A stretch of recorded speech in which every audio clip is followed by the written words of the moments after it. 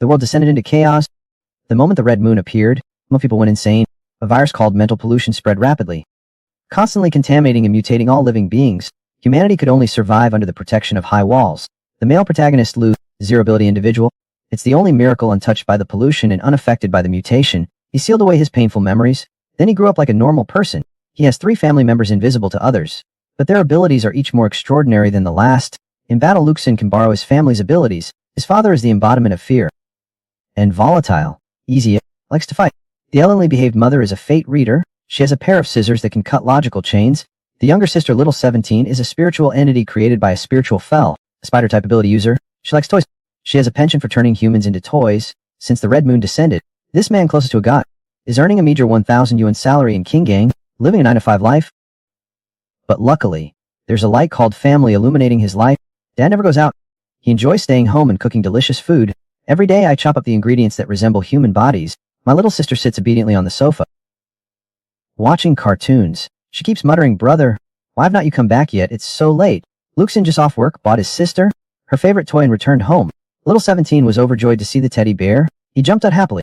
He held the teddy bear in his arms. Mom hung up the phone then. She asked Luxin to play with his sister for a while. She had a slight misunderstanding with her neighbor on the phone. She needed to apologize to her. Then she picked up a pair of scissors and walked towards her neighbor's house. After a short while, my newly bought teddy bear was ripped open by my sister. She then stitched it back together with rough stitches. At the dinner table, she happily held up high, seemingly very satisfied with her repaired work. At this moment, Dad, holding a bottle of wine, came out of the kitchen grumbling. Suddenly, a noisy siren waited outside. Dad became instantly irritated after hearing that. He started yelling at the bottom of the building. My sister fearfully tugged at Luxin's clothes. Mom, who had gone to the neighbor's house, came back just then, but for some reason, she was covered in a lot of blood again. Mom told Dad to stop talking nonsense all the time. Be careful not to scare the children. Screw the kid. They all deserve to die. You deserve to die too. Dad glared at Mom furiously. Yes, in your eye? Everyone deserves to die. Only you do not.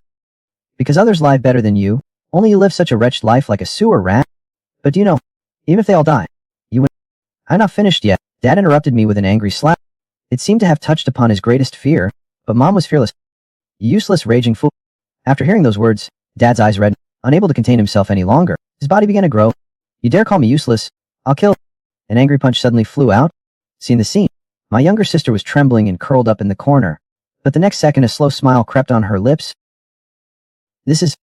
In her excitement, she instantly tore the teddy bear in her hands into 2 halves. Laughing wildly, she quickly climbed up the wall. It's really so fun.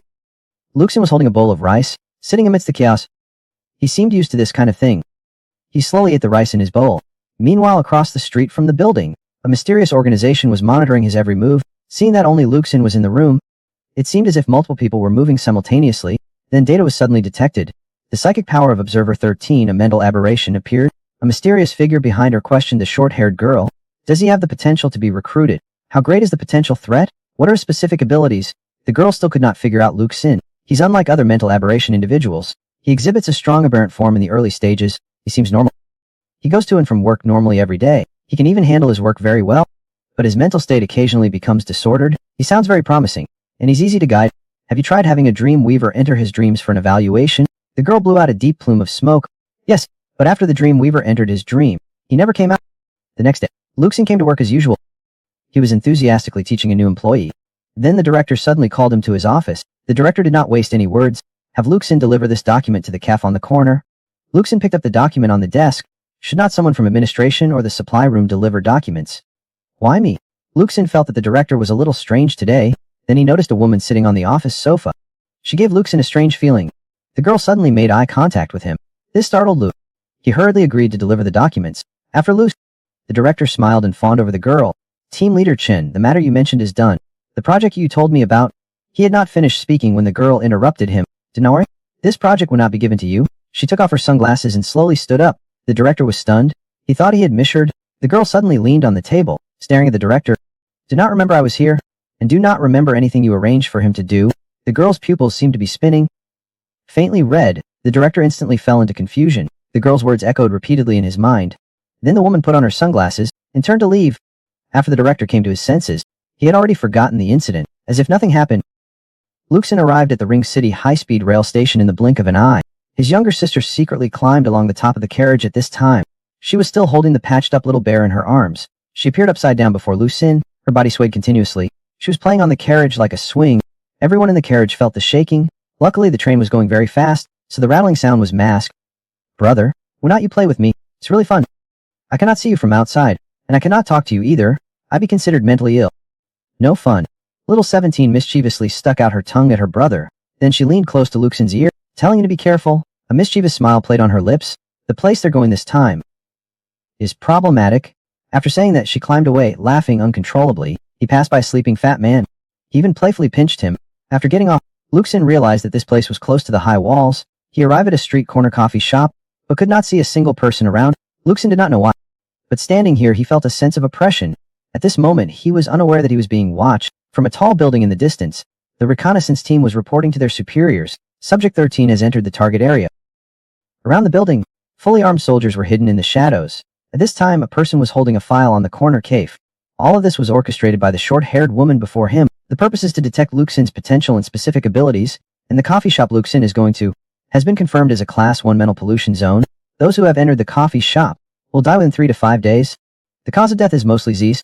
He put down the documents in his hand and asked the person beside him, is the reserve support team ready? Reporting team leader, reserve support team member Hua is ready.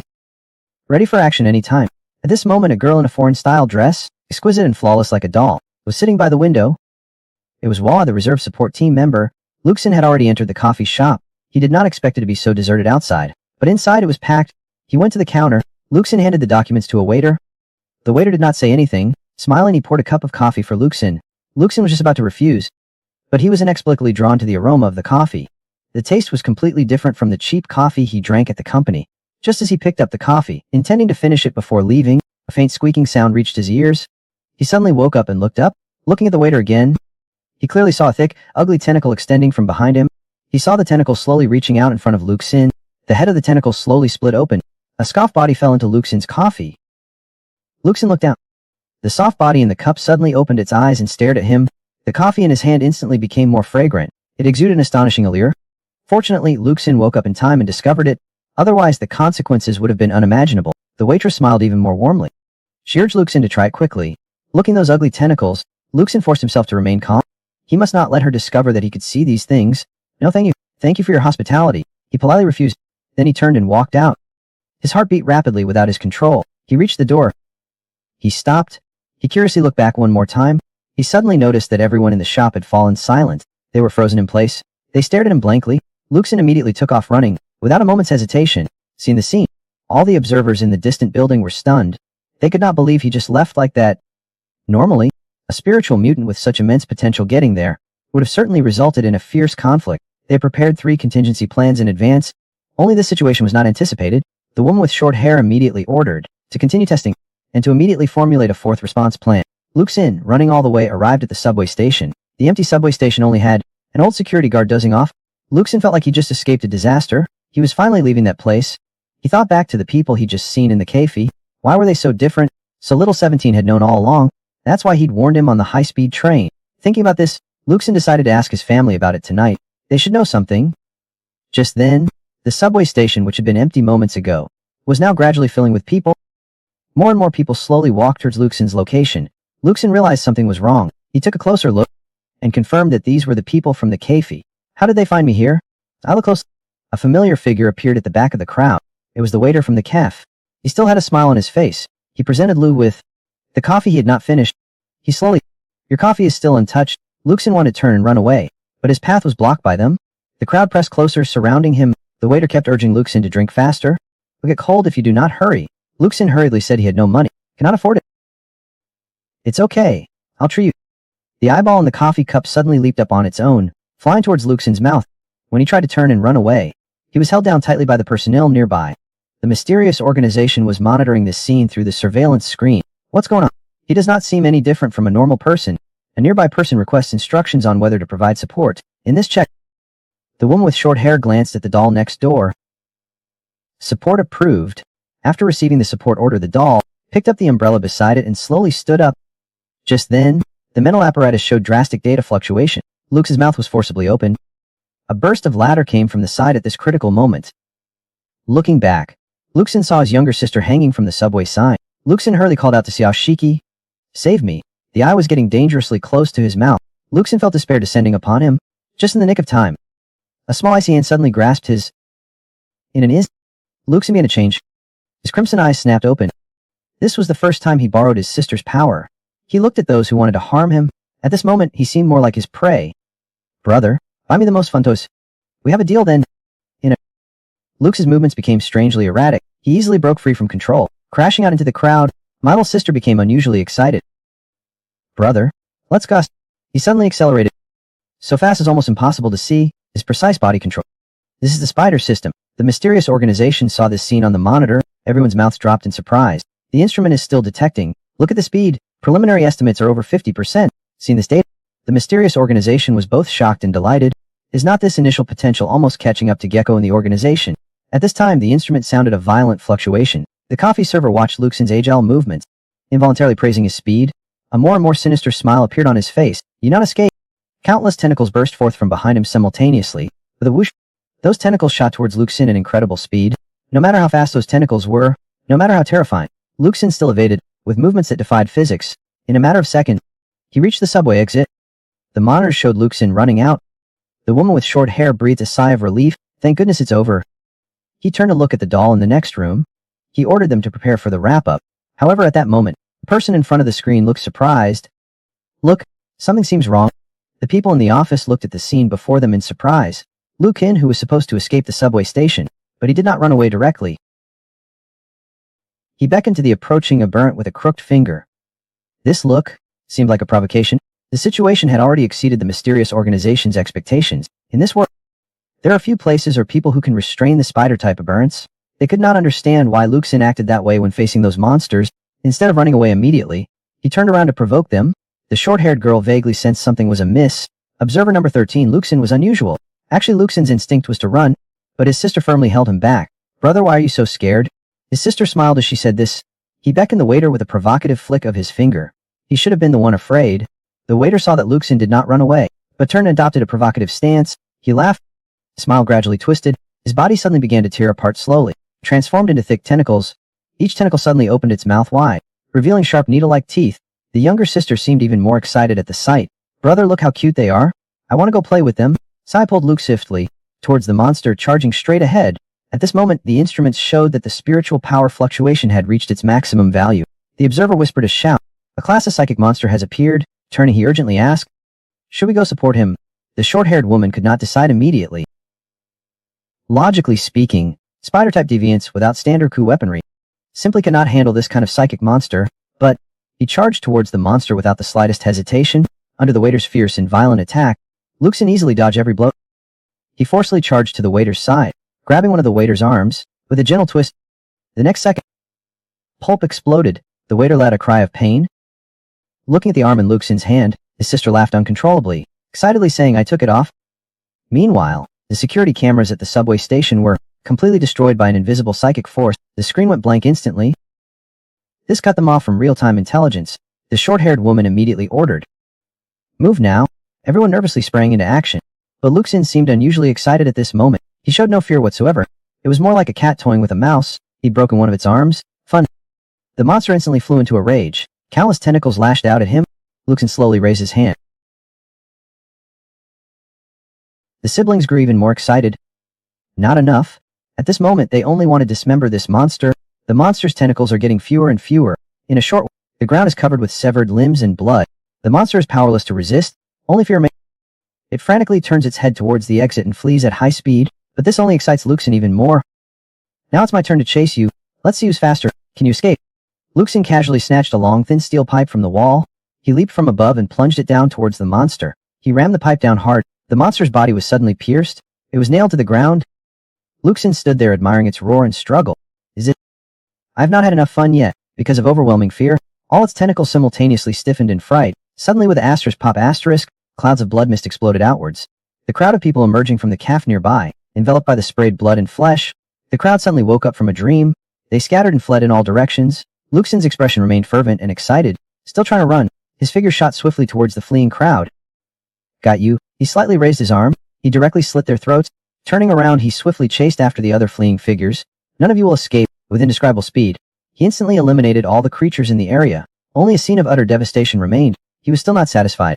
There really was not a single opponent worthy of his skills. The quiet subway station was suddenly broken by a faint sound. But Luke Sin, quick as a whip, caught it. He quickly turned his head.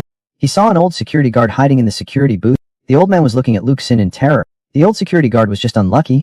He happened to make a noise at that moment. This caught Luke Sin's attention, so there was another one here. His face lit up with excitement again. He instantly rushed to the security booth. He aimed his arm at the old security guard's head. The old security guard was too scared to look up. He covered his head with both hands, but the expected attack. But he still did not come down. Luke Sin suddenly grabbed his sister. He shouted at her, "Enough! Stop it!" But his sister was still in a state of excitement. She wanted to continue attacking. "Axiashi, I did not stop you just now because the situation was critical. If we did not act together, we might have been killed. Those people in the cafe were not human. You killed them, so be it. But that security guard, he was an ordinary person. You cannot keep acting recklessly. Can you understand what I'm saying?" It felt like Luke Sin was extremely angry. She immediately became docile. She hugged. "Brother, do not be angry. I was also trying to protect you. No. Look, as monsters are so fierce and scary." Luke Sin stroked Ashiki's little head. "We can escape if it's scary. You have not finished speaking yet, but I was interrupted by my sister." "Oh, alright. Do not talk nonsense anymore. I'll be more careful next time. Those people are coming over. Let's go." Ashiki held Luke Sin's hand with one hand. He left the subway station clutching a teddy bear. Just then, a girl who looked like a doll holding an umbrella was floating in the air. Immediately after, a girl with short hair rode a motorcycle. Straight in. Luke Sin, the subject of observation, was nowhere to be seen. Only the shattered household registration and that coffee shop waiter nailed to the ground remain. The girl's face is full of terror. The source of the pollution was eliminated just like that. How do you do it? The two of them came to a tall building. "Brother, how are you planning to thank me?" Lou, still shaken, was furious. "Thank you? I should be hitting you." But the words died in his throat. Thinking back on the danger he just faced, he calmed himself down. He softly said, "Thank you." His sister listened with an expectant look on her face. "Just buy me." Xiao Shiki finished speaking and hugged the teddy bear tighter. "The teddy bear cannot talk. I won that scream. The louder the better." Luke Sin suddenly had a flash of inspiration. He immediately thought of the screaming little sister who had suffered a setback. Silence. Brother is the best at interrupting. "I'm not playing with you anymore." He hugged his teddy bear and prepared to leave. His small body stood by a power line. "Brother, be careful." He turned back and smiled at Luke Sin. "Someone's got their eye on you." Luke Sin was so scared that he could only remain vigilant. He came to the street, preparing to blend into the crowd. Just as he breathed a sigh of relief, thinking everything was safe, but as he took a step, a woman's voice called his name from behind. It was the woman with short hair, wearing casual business attire, with a wild temperament. "Get in the car. I'll treat you to coffee." "Whoa.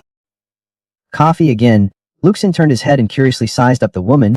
He thought to himself, having lived for 23 years, this was the first time a woman had ever asked him out, especially a woman like this. His gaze involuntarily fixed on her, but he remained vigilant. She did not seem hostile. It was not easy to refuse her directly either, so he quietly asked if he could have something else. He was not interested in coffee anymore. The woman with short hair was somewhat surprised by Luke Sin's composure. Facing an unfamiliar invitation, she remained surprisingly calm, thinking of Luke Sin's earlier experience. She slowly opened the car door. "Okay then, let's go to a bar." In a flash, the two arrived at a bar. The girl's name was Chen Jing. She started by stating that she meant no harm. Then she took out her id. She frankly explained what Luke Sin had experienced today. It was all arranged by her. Luke Sin glanced at the id in her hand. Only then did he realize she was a top-level officer from Qingang City's patrol department. He could not help but look up at her. "I knew she must be someone of high standing to actively invite me for a drink. So, from delivering the documents to being attacked by the monster today, it was all her plan. But I saw a bulge in her clothes around her waist, and I knew immediately it was a gun. So I could only silently accept what happened today." I quietly asked her why she did this. Chen Jin did not answer directly. She opened a bottle of alcohol. "Let me give you a brief explanation. I belong to a department that handles unusual incidents. We specialize in dealing with pollution incidents within the walls." Seeing Luke Sin's puzzled expression, she poured herself a drink and continued, "You can think of us as an official organization. After the Red Moon incident, the major cities and satellite cities underwent restructuring. Dealing with and eliminating those madmen outside the city walls, the resistance from the Wild Knights and the spiritual sect, and the construction of the high walls, are all being handled by their people. Chen's main focus now is the infection incidents in the main city and the 5 satellite cities." She handed a file to Luke Sin. "Just like what you encountered in the cafe, you can take a look." Luke Sin the file. He saw confidential printed on the title page. The record shows that the cafe's waitress was indeed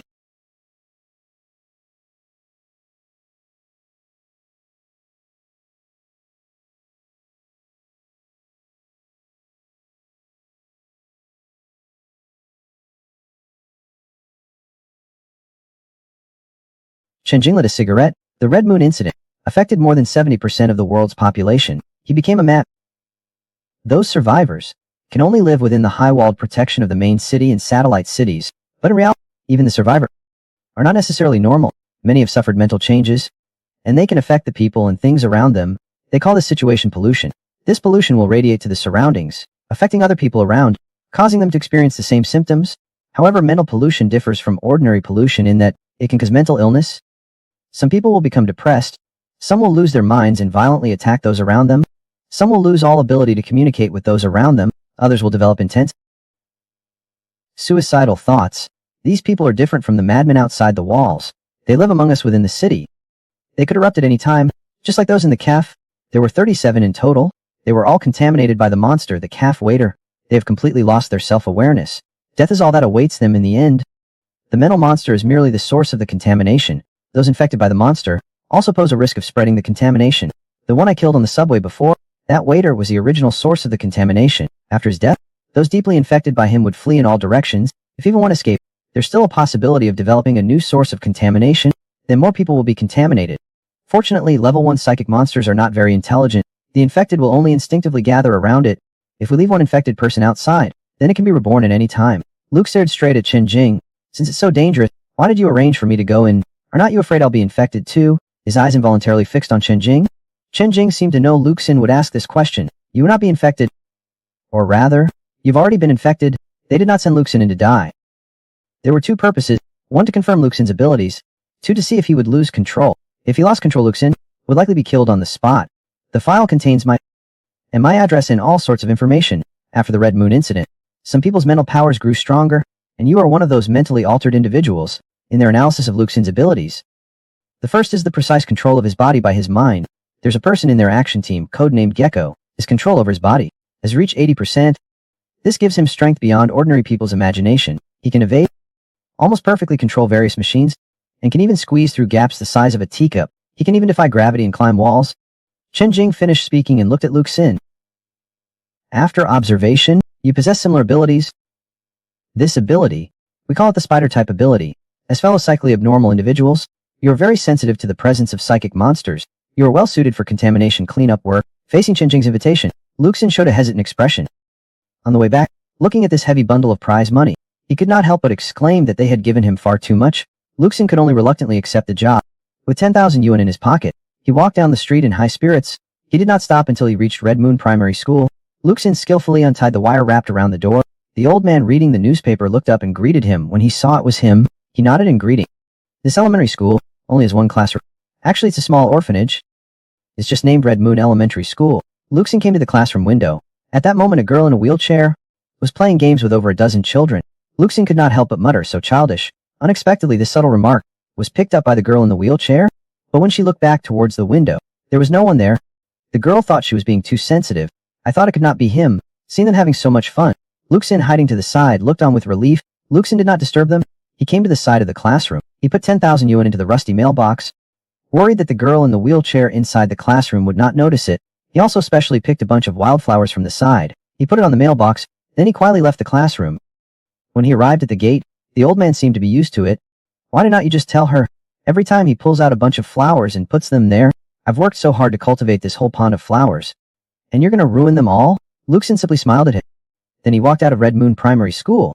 He could not help but sigh. It's really good to be rich. He really needed the money. He recalled the scene an hour ago at the bar with Chen Jing, because he helped them solve a problem with a mental monster. Chen Jing gave him 10,000 yuan as a reward. This made Luke Xin, who earned only 1,000 yuan a month, feel flattered and surprised. Chen Jing also promised him that as long as he used his abilities well, he would never lack money again. This immediately appealed to Luke Xin, who was obsessed with money. He really loved hearing those words. It felt like unexpected happiness had suddenly come his way. Chen Jing caught his expression and silently made her assessment. Likes money. The danger index can be reduced by 10%. Although Luke Xin was quite curious about this job, he did want to find a Jace to do it. After much deliberation, Luke Xin said that he actually did not have the ability. His abilities were borrowed from his sister. It was not just his sister, and my father and mother. We've always lived together. Chen Jing's face showed surprise. The words made her hair stand on end, because the family Luke Xin spoke of did not exist. At that moment, an anxious voice came through her headset. Colonel Chen, you must make a final assessment of him. If he truly has severe personality disorder symptoms, he might be on the verge of losing control. Not only can we not absorb him, we must eliminate him as soon as possible, lest he cause a greater disaster. Do not forget the dream weaver who died mysteriously. She merely entered Luxin's dream to make an assessment. She just died inside, and no psychic residue was detected at all. This has never happened before. Even Professor Z could not determine the cause of her death. Chen Jing was also on edge at this time. She even subconsciously touched her gun. She understood deeply that the seemingly harmless young man before her, what kind of madness is hidden behind this, but it was so hard to find someone like this, a potential psychic deviant. Chen Jing could not bear to eliminate him. She wanted to try again. Her pupils glowed faintly red. She attempted to directly shatter his delusion. According to the information we have gathered, you've lived alone ever since the Moon Orphanage was destroyed. You've been living alone ever since. Your father, mother, and sister, none of them exist. They're just figments of your imagination, and it's not just them. Even the old building you live in is only occupied by you. Chen Jing finished speaking, poised for action. If he finds out the truth is exposed, leading to a loss of control, then there's no reason to let him stay this time. But unexpectedly, Luxin was surprisingly calm. I discovered long ago that others cannot see them. Speaking of which, Luxin suddenly laughed. But I can not only see them, I also eat and chat with them. When I'm in danger, they will also appear to protect me. You call that kind of family? Can you say it does not exist? A hurried request came again from the other end of the headset. Team leader, the armed equipment is ready. Please make your final assessment. She did not. Instead, she wanted to ask Luxin one last question. If all your abilities come from your family, can you guarantee that they will not affect you? Luxin answered slowly. Actually, you do not need to worry. My family are all very good people. My sister is a lovely child. She loves to run and play. My father loves to cook. He's an honest person, always staying in the kitchen. My mother is very gentle. She never quarrels with anyone. She only likes to reason with people. They would not just take control of my body. Chen Jing felt extremely conflicted after listening. This person is too normal. He was describing a completely non-existent person with such seriousness and normalcy. It's unbelievable. Luxin sighed softly as he walked down the street. Although Chen Jing's final glance showed some distrust, it's fine as long as he made money. Nothing else matters. At that moment, Chen Jing pulled up in her car. They decided to recruit Luxin initially, but it's only a temporary recruitment. You need to pass the probationary period before you can be made permanent. She took out a document and handed it to Luxin. If you agree, please sign the document. Seeing a monthly salary of 5,000 during the probationary period, Luxin immediately signed his name on the contract. Chen Jing gave a detailed explanation of the job responsibilities. She hoped he would be prepared. Because of the investigation and cleanup of special pollution sources, there's a constant danger of death, and you might even become part of the monster. After the Red Moon incident, every normal person is worth cherishing and protecting, including you. Hearing that joining the special pollution cleanup department is extremely dangerous, Luxin signed even more resolutely. This surprised Chen Jing. Luxin had actually remembered what the orphanage director said back then. What the director said, after the Red Moon incident, fewer and fewer people were left in the world. Order collapsed. Civilization regressed. If the remaining people continued to fight amongst themselves, then we can never go back. Although he did not know what his previous life was like, he felt the director must be right. Chen Jing smiled after listening. Say nothing more. She took a box from the car and handed it to Luxin. Opening, he found a Zija satellite phone. There are also a Smith & Wesson revolver and 2 boxes of Z, and the only number saved in the phone is Chen Jing's. This caused Luxin's heart to skip a beat. He inexplicably felt like he was being ordered around by a powerful female CEO. Before leaving, Chen Jing told him to handle the pollution incident and also to protect himself on his way back to Chang. Do not use your abilities lightly. If you get into trouble, you can call her directly, or use that standard issue QX to handle it. Luxin seemed to understand somewhat after listening, and Chen Jing was afraid that he might lose control if he used his abilities. On the road, the money-obsessed Luxin had already silently started calculating. 5,000 a month fixed, plus the company's 1,000. My monthly income is 6,000. The reward for eliminating a level 1 mental monster is 30,000. Level 2 is 300,000. The reason why Luxin is so obsessed with money is to fund Hongyu Primary School and for Xiaolu to go to the main city and to cure the girl in the wheelchair ex Xiaolu. At this moment, his sister calls him home. Mom and Dad are waiting for him to come home for dinner. Luxin also happened to want to find Cao Kai. Kawi said he wanted to borrow her abilities to work and earn money. Sai saw that her brother was not sincere. She looked like she was about to leave. Luxin hurriedly asked his sister what toy she wanted. He would find a way to buy it for her. However, Aki pointed at a drunk man under a streetlight. She came to Luxin's side. I want that kind of toy. I like toys that can move and talk. I like those complete toys. Because only when they're complete are they fun enough to be torn apart and soon back together again. Xiaoshiki's eyes shone brighter and brighter as he spoke. His expression held a strange excitement. As long as you give me this, I'll agree to anything you want. Brother. Luxin crouched down after hearing this, softly saying to her, little sister, do not go around harming people. This is illegal. Xiaoshiki suddenly fell silent. Is that harming others is illegal? Then why can others harm me? Xiaoshiki's smile seemed somewhat cruel. Her eyes still held a hint of pain. If you do not want me to hurt others, then lend yourself to me as a toy for a while. Luxin did not answer, nor did he Xiaoshiki's sharp little fingers slowly reached towards his back. Those delicate yet sharp claws at her fingertips held an invisible magic. It made her want to tear everything apart. She gently stroked her brother's back. That long scar looks especially horrifying and frightening. One can imagine how severe the initial injury must have been. See how she nestled in Luxin's arms? Brother, does your scar still hurt? At this moment, she seemed like a simple little girl. Her small body trembled slightly. Brother's always been a fool. When others hurt me, only you would rush over to protect me. Luxin gently opened her arms. He showed a doting expression. Sister, do you know I'm not the same as before? He happily shared with his sister that he got a new job, and that he had money now. Although I cannot buy you that kind of toy, I can take you to buy other toys. Buy whatever you want. Saki and buy whatever she wants. Okay. Sakuai's tear-stained face broke into a slight smile. She nodded vigorously. It was as if she instantly forgot her sadness. She held her brother's hand, and happily came to the street. The two of them played claw machines together. They shopped from one end of the street to the other. Luxin bought anything his sister liked. In a short while, he was carrying a pile of dolls. Because Pasby could not see Xiao Shiki, Pasby started whispering about Luxin's strange actions. The two of them did not care. They turned around and made faces at them. Since revealing their family's secret, Luxin no longer cared about others' strange looks. He brought his younger sister to a bridge by the river. Little 17 excitedly tore open her toys one by one. After tearing them apart, she reassembled them in a chaotic mess. She was enjoying the destruction.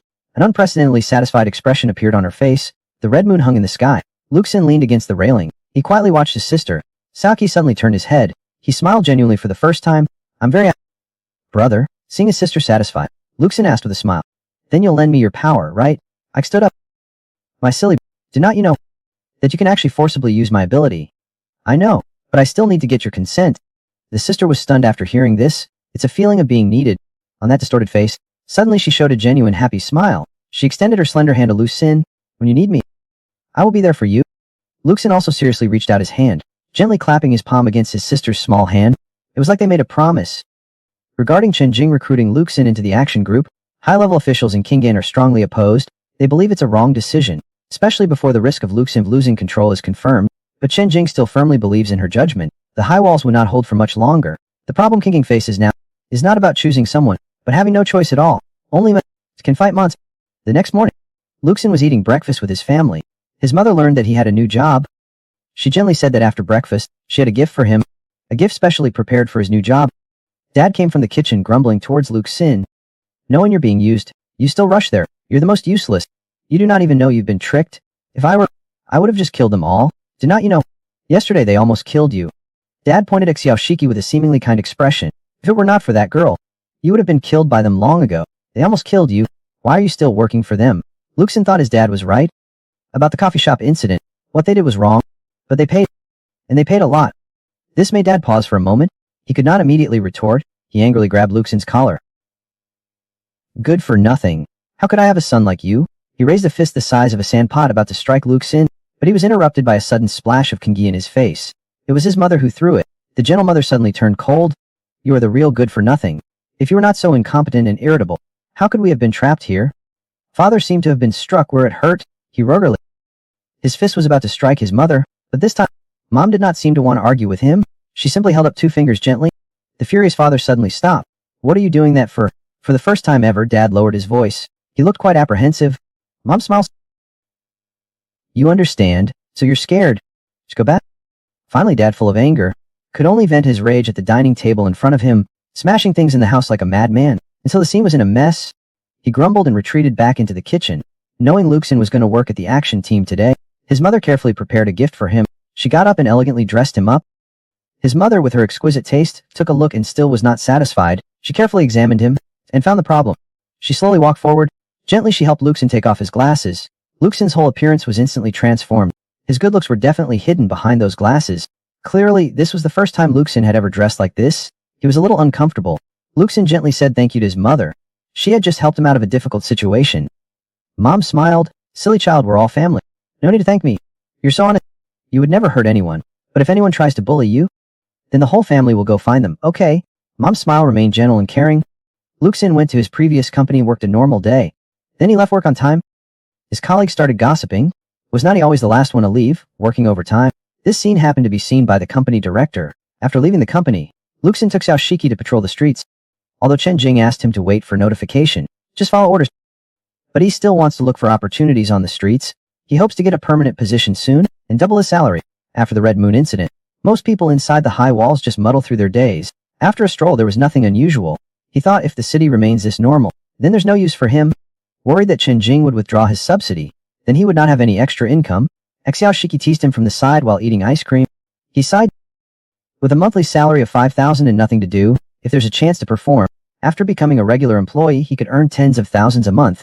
In the following days, he repeatedly followed the same routine, clocking out and patrolling the street, till this day. Because he put his left foot into the company first, the director fired him. He even had his things packed beforehand. Only then did his colleague Sunji inform Luke Xin that his belongings were the ones he had previously taught. The new employee.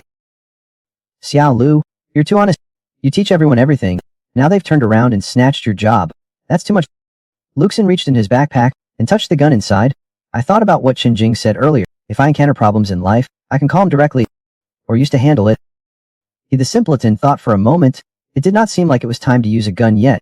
After pondering for a while, he decided to call Chen Jing first and tell him everything. Chen Jing saw that the call was from Luke Xin.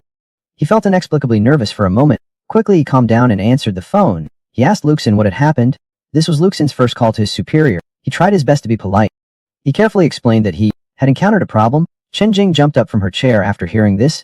She thought a monster had appeared. She anxiously asked what the problem was. For a moment, everyone in the office became alert. Luke Xin seemed to sense the strange atmosphere on the other end of the phone. He quickly explained that he finished work on time every day, then went on patrol in the streets. But his company suddenly wanted to fire him. There was a deathly silence on Chen Jing's end after she heard. After a while, Chen Jing questioningly said, "Patrol." Only after Luke Xin explained it to her did she finally understand roughly. It turned out to be just a trivial matter that caused him such a scare. She helplessly supported her forehead. Let Luke Xin wait a moment. After hanging up the phone, Luke Xin thought that since Chen Jing asked him to wait a moment, she should be able to help him. At this time, Xiao Shiki slowly approached Luke Xin. "Brother, will that woman really help you? Otherwise, let me turn them into toys." "Okay. They dare to bully you. Should not we just eliminate them all? Mom would be happy to help with this. Maybe father will help you too." Not long after, the director anxiously ran over and begged Luke Xin to return, because this matter directly alarmed the people in the main city. Even the chairman himself prepared a major project for Luke Xin to lead. Although Luke Xin did not know what happened behind the scenes, his job. Even Lo Cheng, the newcomer who tried to steal his job, the boyfriend of Xiaoqing, the director's daughter, had to come and apologize to him. But Lo Cheng still harbored ill intentions. Hearing that Luke Xin had a new project, he shamelessly asked Luke Xin if he could work with him on it. Luke Xin might be muddle-headed about other things, but as long as it involves money, he's exceptionally clear-headed. Looking at the director's expression, this is clearly a big project. If it's successful, the bonus should be quite substantial. He rejected Lo Cheng without hesitation. At that moment, the phone in Luke Xin's backpack rang suddenly.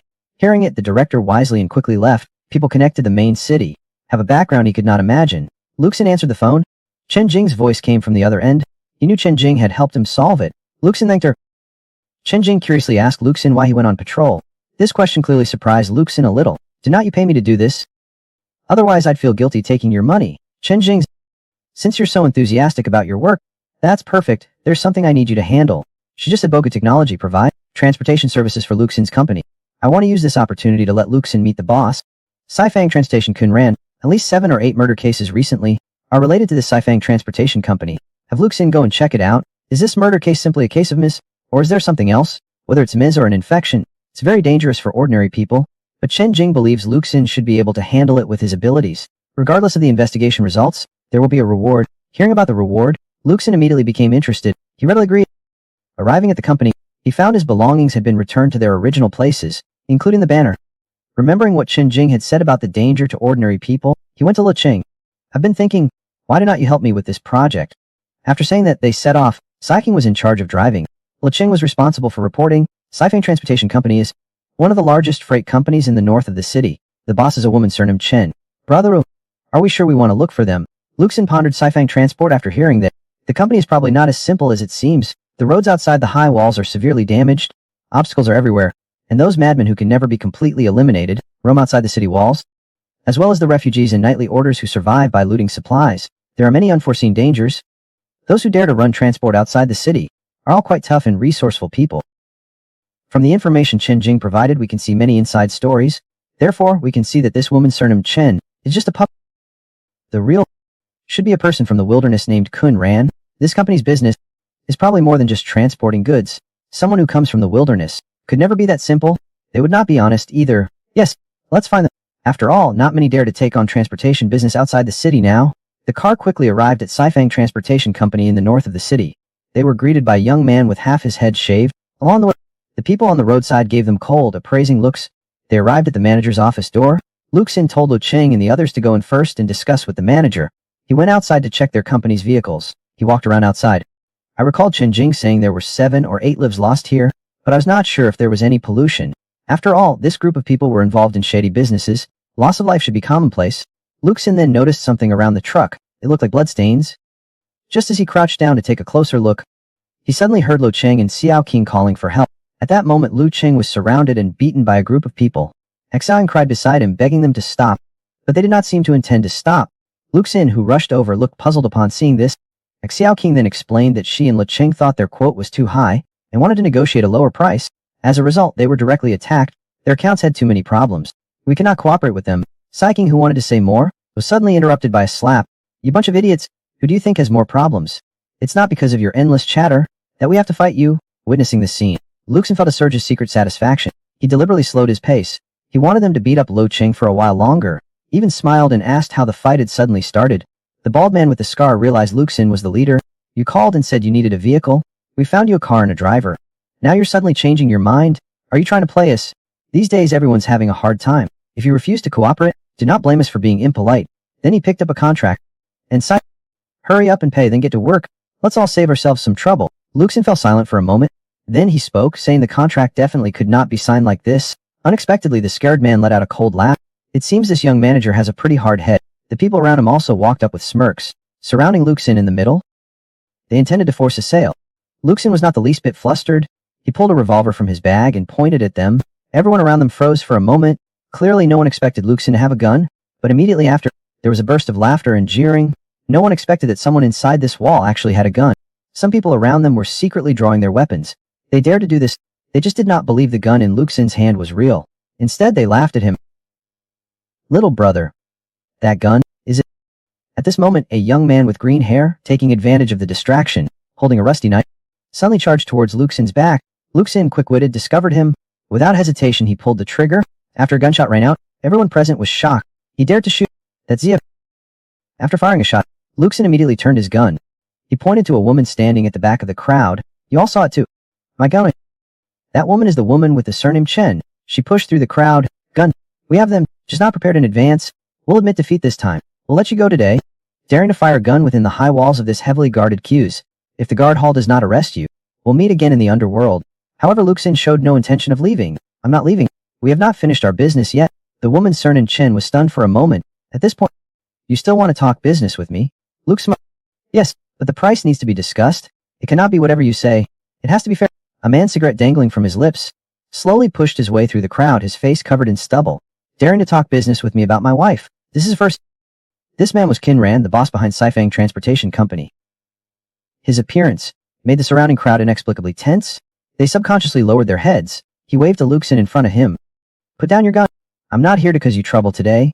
Then he asked Luke Sin to go to his office to talk. Seeing Luke Sin dared to conduct business inside the walls with a gun, this clearly was not simple. He did not beat around the bush. He directly asked Luke Sin about his intentions. Luke Sin did not hide anything. You are Qin Ran.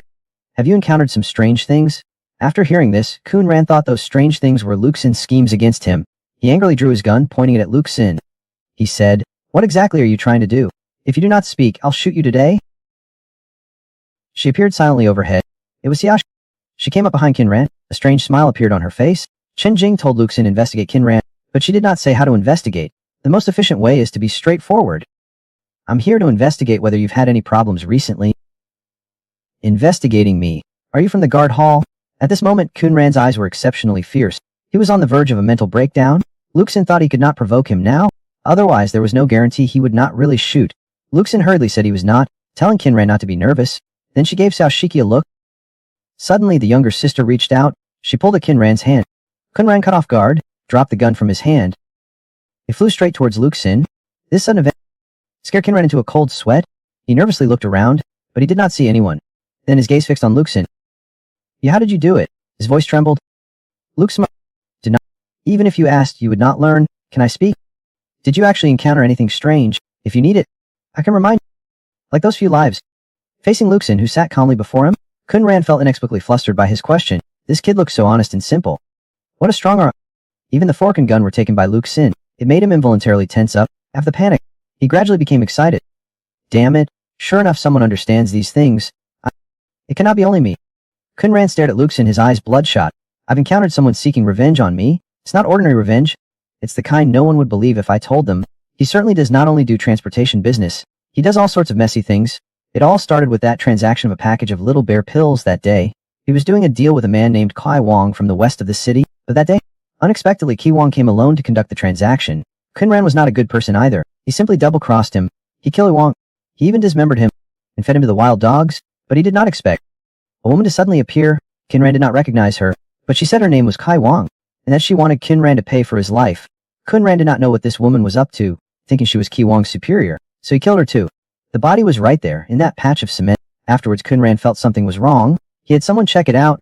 The subsequent investigation revealed that the woman's name was Wong Ting. She was from the south of the city. She did not know Ki Wong from the west of the city at all. From that day on, strange things began to happen continuously. 2 days after Wong Ting's death, 2 more people came looking for trouble. One was a middle-aged man, and the other a 17 or 18-year-old beggar. One claimed to be Ki Wong. The other claimed to be Wong Ting. They both came to fight Kunran to the death. Kunran was a tough nut to crack as well. Just kill these 2 as well. The post-incident investigation yielded the same results as before. These 2 did not know Ki Wong and Wong Ting at all. So far, 4 people have fallen victim to Kunran. Thus Pandora's box was opened. 4 days later, 4 more people suddenly appeared. They went straight into Kunran's house. Like madmen, they immediately started tearing at Kunran's body. The 4 of them each claimed to be Kai Wong, Wong Ting, the middle-aged, and that beggar. Luxin thought to himself, the 4 of them would not have done it for him, would they? But Kunran was clearly scared. It was too spooky. He did not dare continue killing. He just locked the 4 of them up. But then it got damn spooky again. Kunran did not know how to tell Luxin. He directly brought him to where the 4 were being held. He just opened the door. A wave of full, rotting stench hit him in the face. Luxin braced himself and peered inside. He saw that the 4 men were already dead. Only their decaying bodies remained. Kunran had originally planned to lock the 4 men up here and interrogate them thoroughly. He wanted to find out who was targeting him, but he had not had the chance to interrogate them. These 4 madmen started to cannibalize each other. Kunran was ultimately disgusted and could not bear to watch. He shot them all. This is the first time he'd shot someone. He still thought he was doing a good deed. Luxin sorted out this strange incident. It all started with Ki Wong. 1 came to seek revenge on the first day. 2 came on the second day. 4 came on the 4th day. Following this line of thought, a startling idea occurred to him. After some inquiries, he learned that it had been 7 days since their last visit. Tomorrow will be the 8th day, following the previous pattern. Would not that mean 8 more are coming immediately? Realizing the situation was not simple, Luxin immediately pulled out his phone to report to Chen Jing. At this moment Kunran suddenly raised the axe and held it to his neck. Worried that Luxin was trying to take advantage of the situation, Luxin however was not the least bit flustered. He said he could leave any time. But what about you, Kunran? You were not afraid of 4 of them. 8 you were not afraid. What about 16 then? They initially found you here. But the 3rd time, they went straight to your home. Have you ever thought, no matter where you hide, they can find you? Kunran started to panic after hearing this. His emotions became more agitated. A dozen or so might not be a big deal for you, Kunran. But what if their numbers keep increasing exponentially? Will you still be able to cope then? Theoretically speaking, will there come a day when everyone in the world will hunt you down, and these people will be fearless of death or injury, and they'll be able to find you no matter where you are? It will continue endlessly. They will not stop until you're dead. Kunran said that the businesses he runs are all shady. If you report this to the police, the consequences are predictable. He did not want to go pioneering. Luxin looked at the 4 people below. Pioneering is better than death, or better than being eaten. Kunran struggled internally for a while. Ultimately, he could only accept it helplessly. Luxin turned around and called Chen Jing. Luxin reported to her about what Kunran had encountered. Chen Jing concluded it was a case of mental pollution. She immediately dispatched a 3-person team to join Luxin. Considering this was Luxin's first command assignment, Chen Jing would be guiding him from behind. Soon a 3-person team drove to where Luxin was. The leader was a squad leader named Cheng Hu. He stopped before Luxin, standing at attention. I'm here to rendezvous with Mr. Luxin under Colonel Chen's orders. Chen Hui handed Luxin a communications headset. A soft, sweet, and somewhat timid voice sounded in his ear. Hello, Mr. Lu, of Information Analysis Team. I'll be providing you with information support. Based on the report Mr. Luxin provided, this might be a new type of mental pollution incident. Han Bing offered 2 suggestions. Find the source of the pollution and clean it up, or sign ran. Wait for the affected person to come forward, and then collect clues. If necessary, we can choose to give Kunran to the other party to kill, to cut off the opponent's chain of logic. Luxin was clearly surprised. To give Kunran to the Avengers to kill, this is actually an option. Chen Jing's voice suddenly came through the earphones. She detailed the simulation of the information analysis group for Luxin. She even instructed Luxin. Sometimes you can satisfy the needs of the pollution source first, It's also a good way to weaken the pollution source. However, there is insufficient information about this pollution incident at the moment. We will not adopt it for now. According to the current data analysis, all the deceased were strangers to each other, but they were all polluted.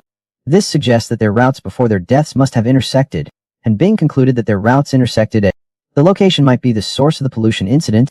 She suggested checking the routes the deceased took before their deaths, but Luxin felt that checking each one individually would take too long. Tomorrow's the 7th day. Following the previous pattern, it's highly likely that someone else will be infected. Chen Jing agreed with Luxin. After all, dealing with the source of mental pollution, efficiency is key. Following Han Bing's method would take too long. During that time, the pollution source might mutate again. Ultimately, under Chen Jing's decision, the scope was narrowed down through analysis. The first contaminated person, Ku Wang, was identified as the target. They investigated his movements before his death. Under Chen Jing's organized allocation, all departments sprang into action. Hours later, Han Bing reported to the task force. They found 4 potential locations. We've just received the exclusion reports. We're investigating. The first 3 locations showed no abnormalities. Only 1 location remains to be checked. A pond on the southern edge of the city. Very quickly, Luxin and Xinghe's team rushed to the South City pond by car. As soon as he got out of the car, Luxin felt something was wrong. Little 17 had not appeared all night, but she was actually here early. And she was unusually excited. Happily calling him brother, come quickly. There's something fun here. Luxin was very familiar with little 17. Sister smiled. Life and death were unpredictable. This child's aesthetic sense has always been a little different from others. Seeing his sister staring intently at the lake, Luxin hurriedly asked if there was something in the lake. Little 17 said she did not know, but she felt it was something she could play with for a long time. We can be certain this is the place. Luxin asked his sister if her ability could be used underwater. Little 17's ecstatic expression was already brimming with excitement. I've never tried it. But I want to try. The instrument checked the shore, but no mental residue was detected. What baffled Lu was his sister was squatting right beside him, yet these instruments did not show any reaction. She could not possibly be a figment of my imagination, could she? Cheng Ho came to report on the investigation. Only lake bottom remains unchecked. The problem now is their protective suits are not waterproof. Taking off their protective suits, it would be very dangerous for them to approach the contamination source. But as long as they receive orders from above, they will absolutely obey. Luke smiled. Just have them wait here. He'll go down and take a look first. Seeing Luxin warming up, Cheng Hui realized he was about to dive in. After Chen Jing confirmed with him Bing again, they confirmed that only this lake remained as the last suspicious point. Just as Luxin made up his mind and prepared to perform well, Chen Jing's voice suddenly came through his earphones. She thought underwater work was too dangerous. She, who had always taken special care of Luxin, did not want him to take the risk. She immediately called for the special support team, demanding their arrival at the scene within half an hour. She authoritatively ordered the lake to be drained from a direction. Less than half an hour later, truck after truck arrived. A group of team members in protective suits quickly extended the water pump pipe into the lake. Just like that, they started pumping. I have to say, this scene completely shocked Luxin and Kun Ran. Chen Jing always followed 2 principles. If a problem can be solved with resources, then solve with resources. Can we cover it with fire? The water level is dropping visibly. In a short while, the lake was drained. All support teams quickly withdrew from the scene. Because the infectivity of this pollution source is still uncertain, the scene was still left to Luxin and the others for investigation. Watching rows of armed forces blockading in the distance, Luxin could see that if he and the investigation teams were contaminated, they would be mercilessly shot. Xiao Shiki ran happily in the mud, then suddenly stopped. He raised his little finger towards the center of the lake, urging his brother to look. As Luxin and the others approached, the monitoring equipment suddenly reacted. Meanwhile, an extremely faint sound echoed around them. In an instant, Luxin and the others abruptly stopped. Their hair stood on end. The voice kept shouting, Qin Ran, you killed. I want you to pay with your life. I investigated the source of the sound. The crucian carp at the bottom of the lake were all opening their mouths. Faint sounds came from their mouths. Qin Ran army. More and more fish in the pond began to open their mouths. The sounds overlapped and grew louder and louder. It's the pollution source. All the fish were screaming their heads off. Deafening screams, giving them a splitting headache. Under the red moon, a shocking scene suddenly appeared before them, leaving Luxin and the others almost no time to react. A crimson tide exploded from the lake bottom, mixed with the fish's blood and shredded flesh. Charging towards Luxin and the others at high speed, the few could not react in time, were instantly knocked back by this force. Moonlight bathed the land. Several crimson shadows emerged from the lake bottom, instantly coiling Cheng Hai and the other 2 in mid-air. Seeing the 3 suddenly suspended in the air, the soldiers responsible for the blockade in the distance felt a sense of eerie dread. Only Luxin could see clearly at the scene. Then another shadow rushed towards Luxin at high speed, spread its arms, as if to embrace. The speed was so fast that Luxin could hardly dodge it. A cold small hand silently reached out to him at that moment. Luxin's pupil suddenly changed. His expression instantly turned playful. Ha! Too slow. Luxin's speed suddenly became as swift as the wind. Xiao Shiki closely followed behind him. Brother, I'll help. You cannot catch Luxin. Those shadows vented their anger on Ching Ho and his team. Crimson shadows tightly coiled around their limbs. And Bing's urgent voice came through the headset. It's a psychic attack. Confirm a level 1+ psychic monster. Danger level raised to high. After hearing this, Chen Jing shouted loudly. Hurry! Retreat quickly! Meanwhile, Ching Ho and the other two were being driven by an invisible force. Raising their guns and aiming at Lu Xin, facing his uncontrollable body. Ching Hai struggled to shout, get out of the way. Countless Z's poured down like a rainstorm. Luxin, relying on his agility, dodged with the wind like he dodged them all. He found a hillside for cover. He crouched down because he could not see those shadows. And Bing believed the 3 members of the investigation team were already infected. He suggested using suppressive fire to eliminate the mental monsters. Chen Jing immediately agreed and asked him Bing to prepare the helicopter. She needs to rush to the scene. Simultaneously, she demands Luxin's immediate withdrawal. She orders everyone to retreat 500 meters. However, Luxin coldly states that he cannot leave. The 3 investigators have not been infected. They've merely been controlled. Luxin makes a sudden decision. There's no escape. I'll take care of this monster. Chen Jing shouted to dissuade him. Xiao Shiki happily squatted beside him. Brother, I'll go with you. Luxin silently closed his eyes. He nodded to his sister. His scarlet eyes suddenly opened wide. The thrill of the kill spurred him forward. Ching Hai and the others, controlled by the shadows, watched Luxin rush towards them. Their guns beyond their control wildly fired at him. A hail of bullets was past Luxin. His speed was blurring, making him seem like a ghost. Too slow. So incredibly slow. Under the red moon, he leaped into the air. An investigator watched Luxin's terrifying appearance. Thinking Luxin was going to kill him, fear consumed the investigator. He yelled, do not kill me. But Luxin grabbed the neck of the shadow behind him. With a single light flick of his wrist, the thick, powerful shadow at this moment was as flimsy as paper. Luxin forcefully tore it in two. The investigator instantly felt a violent sensation of weightlessness. Luxin used his falling body as a springboard. With a whoosh, he dashed towards the other members of the investigation team. In an instant, he tore away all the restraints binding them. And Bing and the others watched the security footage. They were deeply shocked by Luxin's ghostly movements and frantic actions. Completely shocked. The pollution source could instantly yank 3 people into the air and control them. This shows it has extremely strong infectious capabilities, and Luxin actually dared to confront the pollution source and charge directly at the mental monster. This made Bing feel that he was crazy and dangerous. What surprised them even more was the scene before them. The 3 members of the investigation team, after being rescued by Luxin, chose to retreat quickly. This shows that what Luxin said before was correct. They most likely were not infected. Chen Jing was both surprised and delighted after hearing this. Order Luxin to immediately retreat with the investigation team. The next moment, she froze. Watching Luxin's actions on the screen, Chen Jing's eyes wide. What is he doing? Your turn. Luxin relentlessly pursued him. His target was the pollution source in the center of the lake. The siblings' eyes lit up, fixed on the center of the lake. There it is. Haha. The next second, a huge black shadow exploded from the lake bottom, and at a speed visible to the naked eye, it rapidly expanded outwards. In the blink of an eye, a tree hung with countless figures. The fruit tree stood in the field. All eyes were fixed on Luxin. Swarms of shadows swooped down from the air to give Luxin a loving embrace. Looking at the shadows embracing him from the sky, Luxin could not help but exclaim, so enthusiastic. He responded at the same time, enthusiastically rushing towards the shadows. At this moment, he felt like a little sister rushing towards her toys. The red moon in the sky radiating light grew increasingly intense. Those around him vaguely saw a hazy image. It seemed to be a large tree laden with countless human-shaped fruits. Everyone present was terrified. What was that? A tree covered in human-shaped fruits. Suddenly they rose from the ground. Countless shadowy figures simultaneously attacked Luxin, launching a... However, Luxin was not the least bit panicked. Instead, he felt boundless excitement. With a speed beyond human capabilities, he weaved through the crowd. To others, it was a terrifying source of pollution. At this moment, he felt like a plaything to Luxin.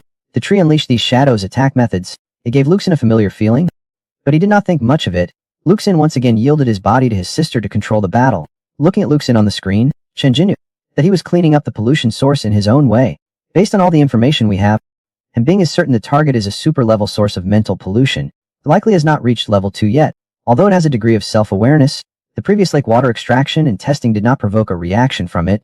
This shows its self-awareness is not very high, but this is contradictory. If its self-awareness is low, why is it constantly fixated on Qin Ran? Chen Jing thinks that the pollution incident was triggered by someone seeking revenge on Qin Ran. It's a revenge plot that led to this pollution incident. Therefore, as the first Avenger, Kai Wang is a key. So we need to find Kui Wang's household register to truly solve this pollution incident. But this is just their understanding of the process. Sometimes it's not absolute. Maybe we can solve it directly using Luxin's method. Luxin gets more excited the more he fights. Haha. This speed is not fast enough. If you cannot catch me, then the one dying will be you. The densely packed human-shaped fruits that originally grew there were now completely torn to shreds. Sashiki jumped onto the vine and took a huge bite. Luxin could not stop her. He was worried she would eat something that would give her diarrhea. She was seen grabbing the vines with her two little hands. She just had to eat it. She forcefully bit off a piece and ate it on the spot. As little 17 devoured it bite by bite, the vines seemed to begin to feel fear. All the vines trembled violently. It was as if they were trembling. With a whoosh, all the vines in the field suddenly retracted. They rapidly retreated towards the center of the lake. Sakai held tightly onto the vine in her hand, but the vines seemed to have a will of their own, preferring to abandon this one. It was better than having the little girl devour them all. In a short while, the giant, it shrank towards the center of the lake at a visible speed. This sensation made Luxin ill entirely, but it made Sashiki furious. Humfit chickened out. Chickened out? Can a mental monster chicken out? So is it over? Chenjing immediately called for an excavator. They came to excavate the source of the pollution. An hour they unearthed a corpse at the bottom of the lake. When Luxin and the others clearly saw the face, this is impossible. The corpse Qin ran. Then who was the Qin Ran who had been following them by the lake? Seeing Luxin and the others looking towards him, Qin Ran also seemed very concerned about the results. He asked if they had found anything. Members of the investigation team quickly loaded their guns. Seeing this action, Qin Ran immediately became wary. Luxin walked in front of him. Who are you? Qin Ran was somewhat baffled by the question. What do you mean by that? And Bing and Chenjing suggested that Luxin should just come out with it and see how he reacts. Meanwhile, order everyone to stand by. Luxin looked directly at him. If you're Qin Ran, then who is the head of the household we dug up? Qin Ran's expression was a little dazed after hearing this. What corpse? The household head dug up from the lake bed is you. If you were already dead, then who are you now? Qin Ran's pupils were instantly filled with bloodshot eyes, muttered to himself. No, impossible. If you dug me up then... The threads reflected in the red moon weighed heavily on every investigator's heart. Faced with Luxin and their relentless pursuit, Qin Ran grew increasingly panicked. Xiaoshiki held Luxin hand. Brother, he's very much like those humanoid fruits. Hearing Xiaoshiki say this, Luxin finally realized that's why those shadows looked so familiar before. Upon closer inspection, he discovered that all those shadows resembled Qin Ran. At this moment, Qin Ran's mental state was nearing collapse. Suddenly, like he had gone mad, he charged towards the high wall. It's fake, all of it is fake, you want to harm me. Qin Ran's strange movements and running speed are not normal at all. Damn it, he's about to climb the wall and escape. Chenjing hurriedly ordered his capture, but it was clearly too late. They decisively opened fire on Qin Ran. The running body fell to the ground. Eerily, his body rapidly dried up. His appearance withered visibly, and Bing's scalp tingled at this sight. He turned into Kui Wong. Support team, place Qin Ran and Ki Wong's bodies into the crystal coffins. Check if there are any remaining spiritual residues here. Luxin sat by the lake quietly wrapped in a blanket, watching. Suddenly the sound of propellers came from the air. Chenjing slowly emerged from the aircraft. She came to Luxin's side. This cleanup mission has been completed. Seeming to remember something, she deliberately added, I'll apply for a special bonus for you. This subtle sentence warmed Luxin's heart. Chenjing noticed Luxin seemed to still have doubts. She informed him that specialists would analyze and investigate the matter. In past, they often encountered inexplicable things, but as long as they grasped some clues, most of them could find the logic behind them. Chenjing looked at Luxin. The investigation team has already reported the whole incident to him. You heard the fish talking? Luxin. Those fish kept shouting, Qin Ran harmed me, kill R to pay for it. However, Chenjing believes it's a hallucination, caused by the pollution source. Fish cannot, because she did not hear it on the channel. She then brought Luxin to the satellite city guard hall. They arrived at a quiet conference room. Chenjing asked him to rest for a while. Xiaoshiki curiously took a bite of the chocolate on the table. She chewed it with a smacking sound. Suddenly, it was like she discovered a new continent. She happily hug all the chocolates and candies to your chest. So delicious, brother, I like this one. After a while, the sound of a door opening came from the conference room. Luxin hurriedly cleaned up the candy wrappers on the table. He felt a little embarrassed looking at Chenjing, the candy wrapper in his hand. He did not know where to throw it. And Chenjing could not help but wonder if he had a sweet tooth, or do they crave sweets after using their abilities. She silently made a note of this. After a thorough investigation, no residual psychic energy was detected in the lake. In other words, this psychic pollution incident can be declared a success. Although many questions remain, at least no one else will be harmed for now. Chenjing looked at Luxin strangely. He now was a different person from the one who dealt with that super-level mental monster. Were they really the same person? Then she discussed the cleanup operation with Luxin. Normally, they would look for the logical chain and core key of the pollution source to conduct the cleanup, but this time, those 2 points were not found. It was still solved. So do you have some hidden abilities?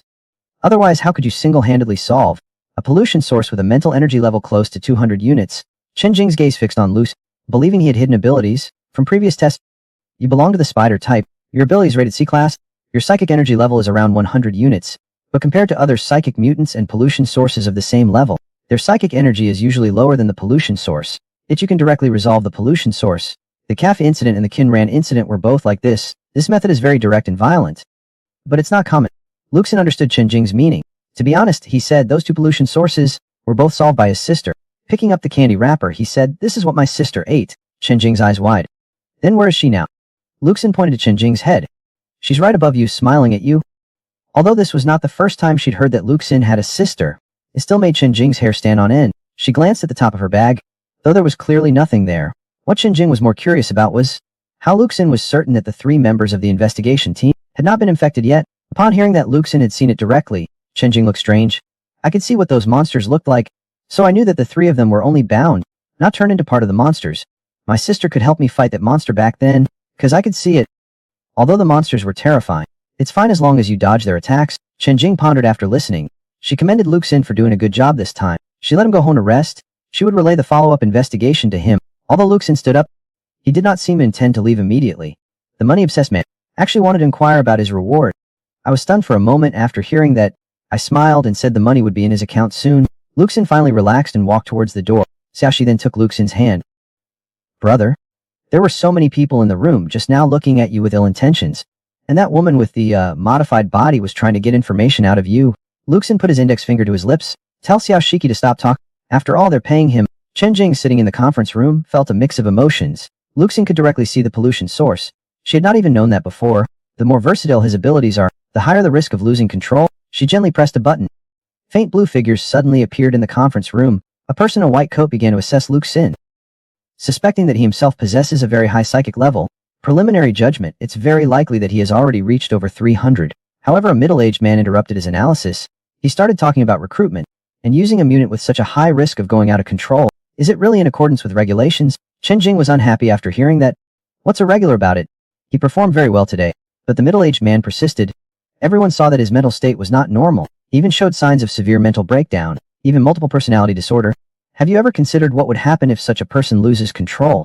What immense harm that would bring? Chen Jing seemed to be used to such objections. She directly asked the middle-aged man what he wanted.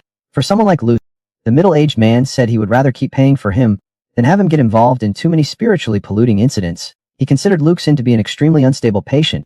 Chen Jing immediately objected his so-called monitoring and expulsion. Have you considered what if this angers him and leads to a loss of control? Who will take the risk? Just as they were arguing with each other, a figure appeared in the main seat of the conference room. Professor Z. Knowing they were discussing Luxin, he immediately issued an important report. Let everyone in the field have a look. 3 days passed in a flash. Luxin received a call from Hen Bing. As the information analysis group, after handling each case of mental pollution, they would report the handling methods and analysis results. Mr. Luxin made a great contribution in this cleanup of the pollution source. He rendered distinguished service. 30,000 yuan in reward has been transferred to your account.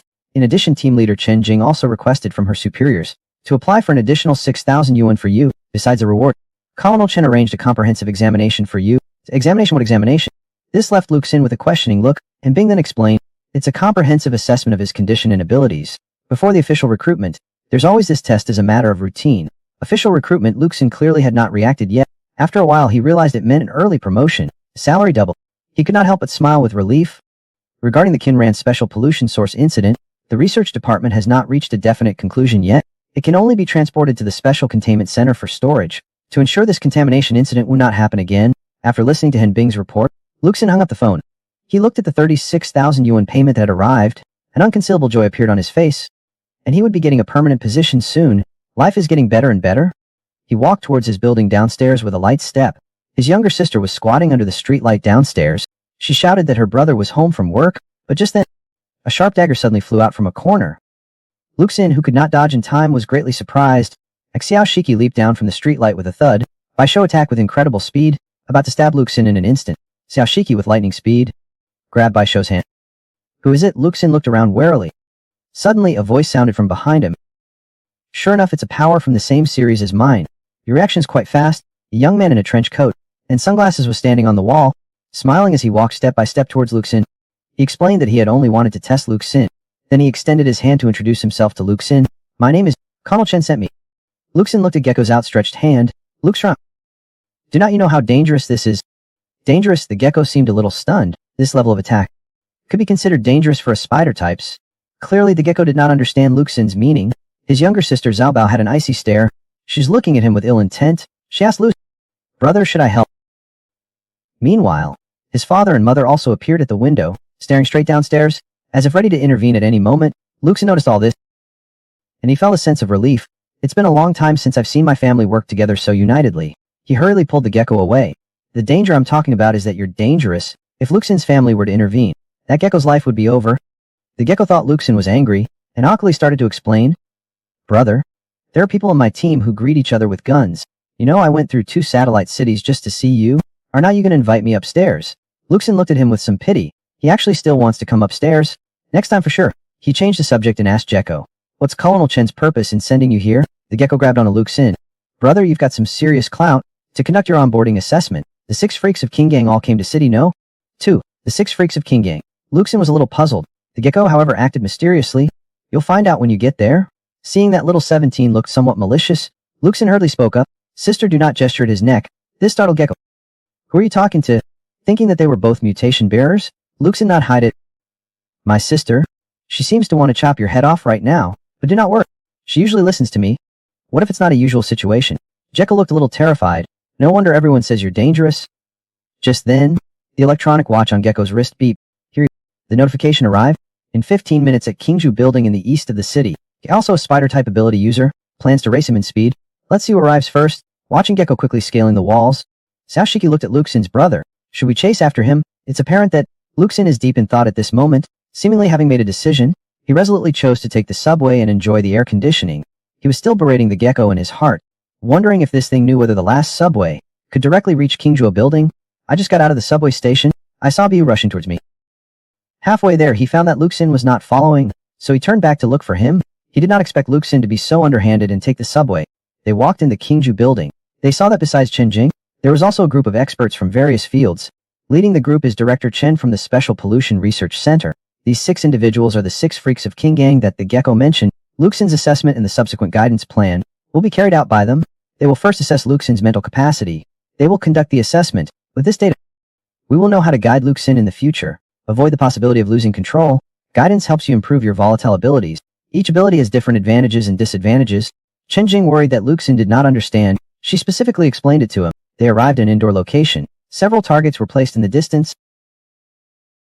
Chen Jing picked up a gun, knowing that Luxin has not received professional firearm training. So now the training begins. She skillfully loaded the magazine in front of Luxin, released the safe. Her movements fluid and smooth. She fired a shot at the target. Then she handed the firearm to Luxin. "Okay, training's over." Luxin was clearly puzzled. "That's it. What did you train me to do?" The gecko beside them spoke, saying that for us, as long as we know how to open the safety and aim at the opponent, the training is complete. After receiving the, Luxin pulled the trigger at the target in front of him. He looked at the target on the screen. It actually hit the 3 ring on the neighboring target. Everyone present was dumbfounded. Is this what a spider-type ability user can do? Biddy climbed forward to encourage Luxin, telling him not to be nervous. It's difficult to shoot accurately at first. At this moment, a small hand touched the gun in Luxin's hand. He seemed curious about what it was, as his sister's hand gripped his arm. At that moment he felt like he had become a precision machine. His pupils constricted slightly. The target in front of him became exceptionally clear. He gently pulled the trigger. The recoil did not even cause his arm to shake. As you can see on the screen, the shot hit the red dot in the center. A bullseye. Luxin's performance surprised everyone present. However, his next move was puzzling. He suddenly crossed his fingers and began disassembling the gun piece by piece. Sao Shiki looked disgusted, saying shooting was not fun. It's okay to take it apart. Luxin could only helplessly express that he did not really like it. Can we test something else?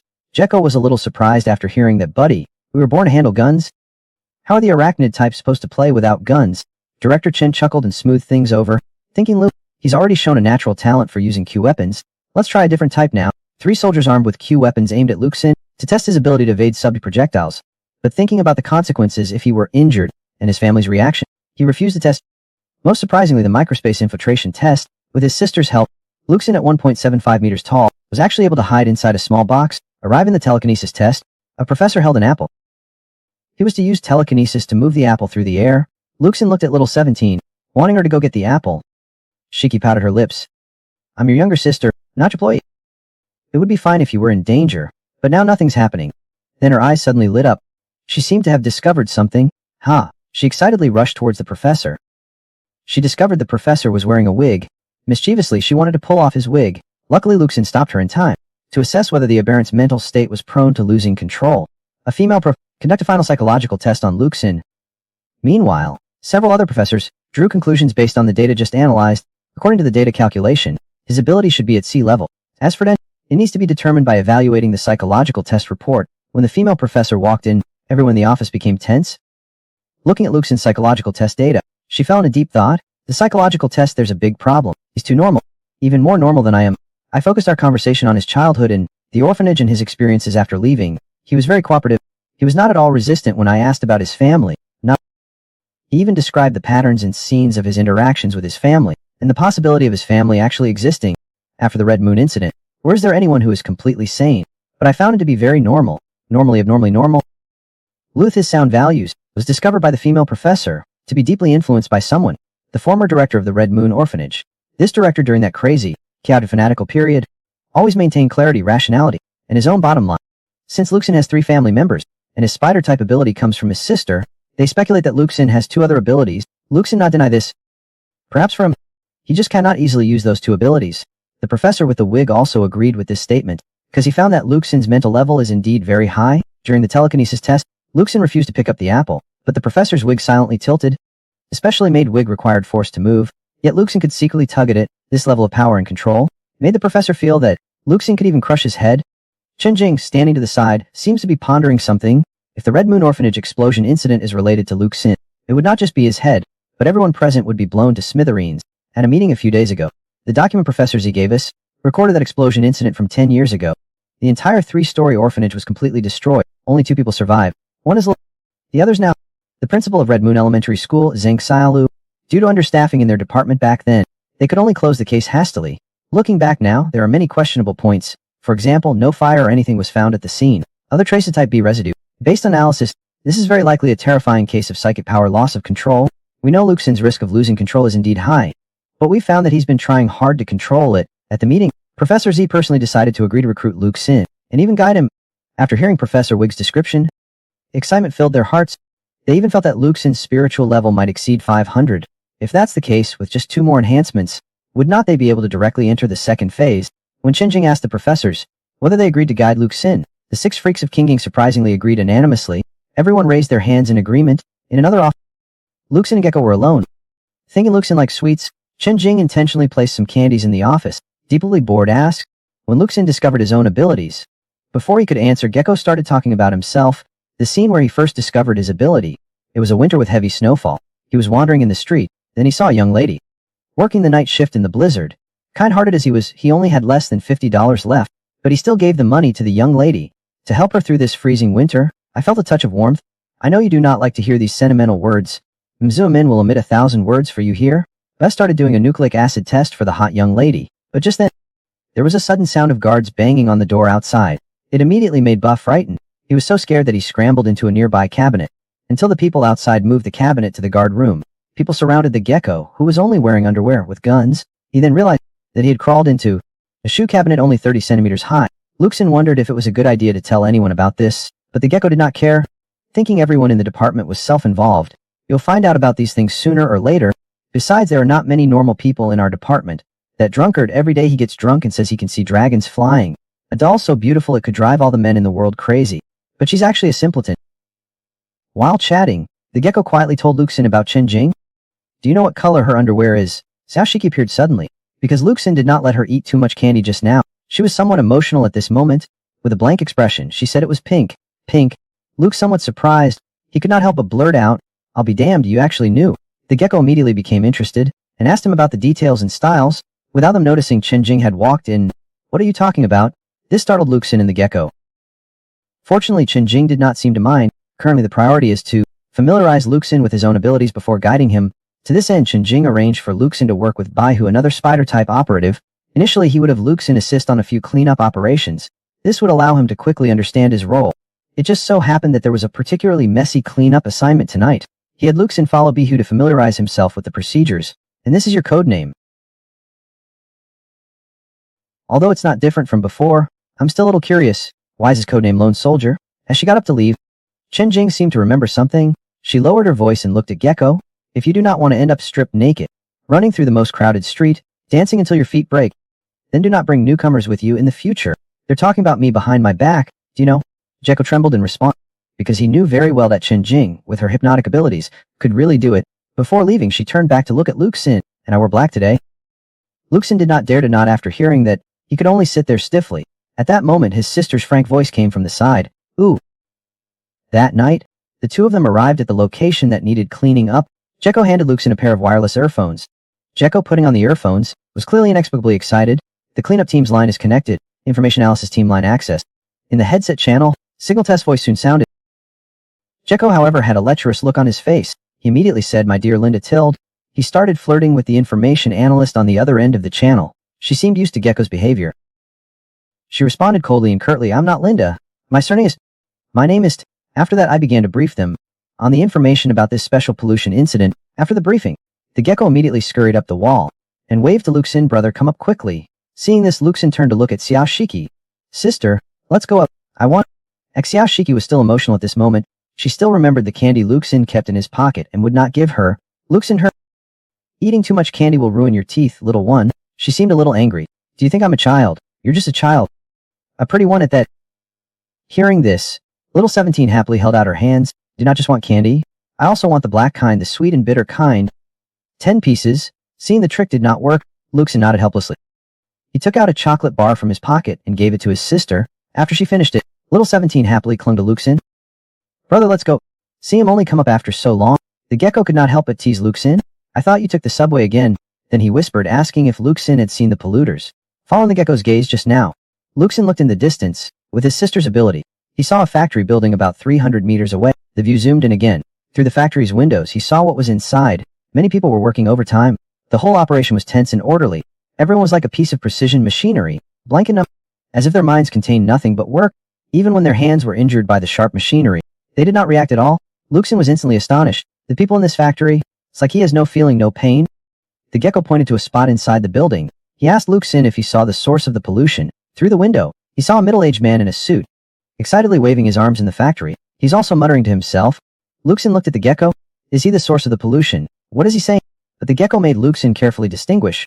We of the spider type should be able to hear it. His sister smiled and came to Luke Sin's side. "Brother, I'll help you." With little 17's ability, he suddenly became extremely sensitive.